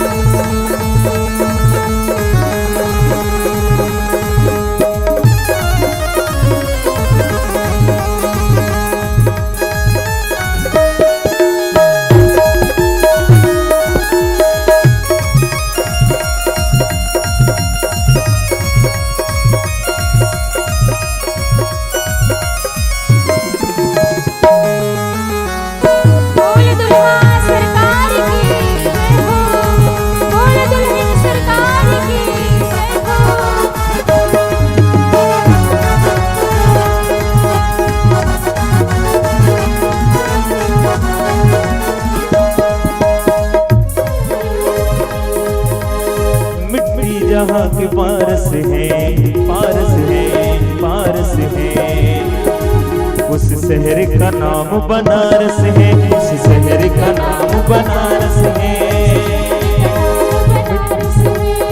मिट्टी जहाँ के पारस है, पारस है, उस शहर का नाम बनारस है, उस शहर का नाम बनारस है।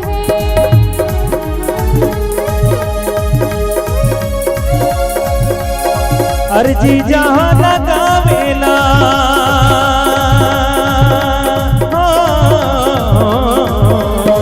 अर्जी जहाँ लगावेला, अर्जी जहाँ लगावेला,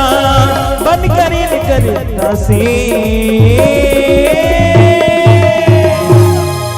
और फिर से उठाइए दोनों हाथ और गाना है ओम नमः शिवाय, ओम नमः शिवाय, ओम नमः शिवाय, ओम नमः शिवाय। बोलो हरे हर बोलो हरे बम, बोलो हरे हरे बम, बोलो हरे हरे बम, बोलो हरे हरे बम, बोलो हरे हरे बम।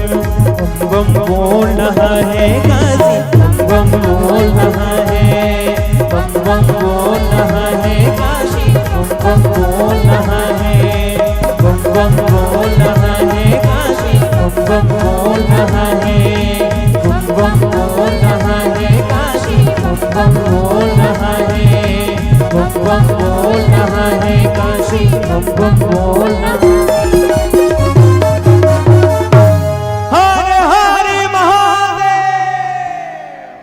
दूल्हा सरकार की। आइए हम सभी लोग मिलकर के श्री शिव महापुराण की आरती करते हैं। तत्पश्चात आप सभी लोग दिव्य आरती दर्शन एवं प्रसाद ग्रहण करेंगे। सभी लोग अपने अपने स्थान पर खड़े हो जाएं।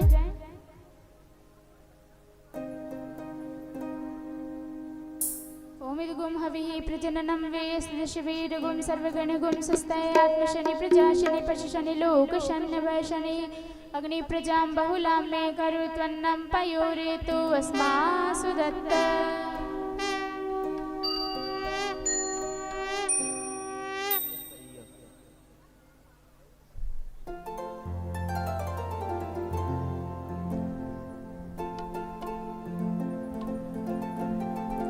यह शिव पुराण शिव जी की आरती कीजिए, शिव चरणों में ध्यान अपना दीजिए।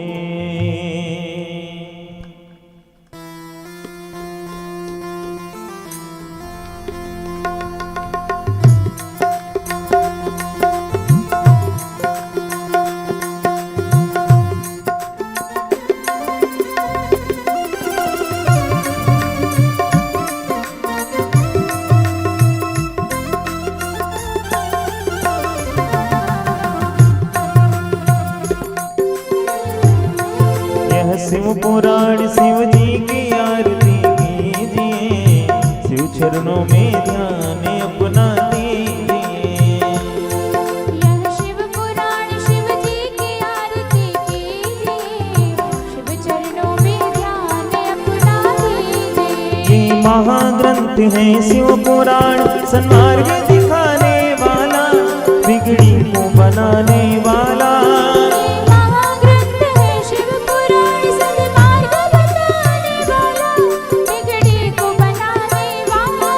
सुनते सुजान करते हैं ध्यान, शिव अमृत रस को पीजिए, शिव चरणों में ध्यान अपना दीजिए। यह शिव पुराण शिव जी की आरती कीजिए, शिव चरणों में ध्यान अपना दीजिए। झांकी अनूप कल्याण रूप सबके मन को ये भाए, ये मन मंदिर बस जाए। झांकी अनूप कल्याण रूप सबके मन को ये भाए, ये मन मंदिर बस जाए। शिव ध्यान लगा मन शिव में लगा, सब ध्यान लगा मन शिव में लगा। तन मन धन अर्पण कीजिए, शिव चरणों में ध्यान अपना दीजिए। यह शिव पुराण शिव जी की आरती कीजिए, शिव चरणों में ध्यान अपना दीजिए। 24,000 है श्लोक सार, ये पावन ग्रंथ कहाए, शिव जी की महिमा बताए। 24,000 है श्लोक सारे, पावन ग्रंथ कहाए, शिव जी की महिमा बताए। हो जा तुमीत विषयों को जीत, विषयों को जीत, मन कामना फल सब लीजिए, शिव चरणों में ध्यान अपना दीजिए। यह शिव पुराण शिव जी की आरती कीजिए, शिव चरणों में ध्यान अपना दीजिए। कर्पूर गौरम करुणावतारम संसार सारम भजनेन्द्रहारम बालसन्तं हृदयारविन्दे भवं भवानी सहितं नमामि। त्वमेव माता च पिता त्वमेव, त्वमेव बन्धो च सखा त्वमेव, त्वमेव वेद्या द्रविणं त्वमेव, त्वमेव सर्वं मम देवदेव, त्वमेव सर्वं मम देवदेव। हरे राम राम राम हरे हरे, हरे कृष्णा कृष्ण कृष्ण हरे हरे, हरे राम राम राम हरे हरे, हरे कृष्णा कृष्ण कृष्ण हरे हरे। श्री कृष्ण गोविंद हरे मुरारी, हे नाथ नारायण वासुदेव। श्री कृष्ण गोविंद हरे मुरारी, हे नाथ नारायण वासुदेव। है धन तेरी माया जग में वो दुनिया के रखवाले, शिव शंकर डमरू वाले, शिव शंकर भोले भाले, शिव शंकर डमरू वाले, शिव शंकर भोले भाले। है धन तेरी माया जग में वो दुनिया के रखवाले, शिव शंकर डमरू वाले, शिव शंकर भोले भाले, शिव शंकर डमरू वाले, शिव शंकर भोले भाले, शिव शंकर डमरू वाले, शिव शंकर भोले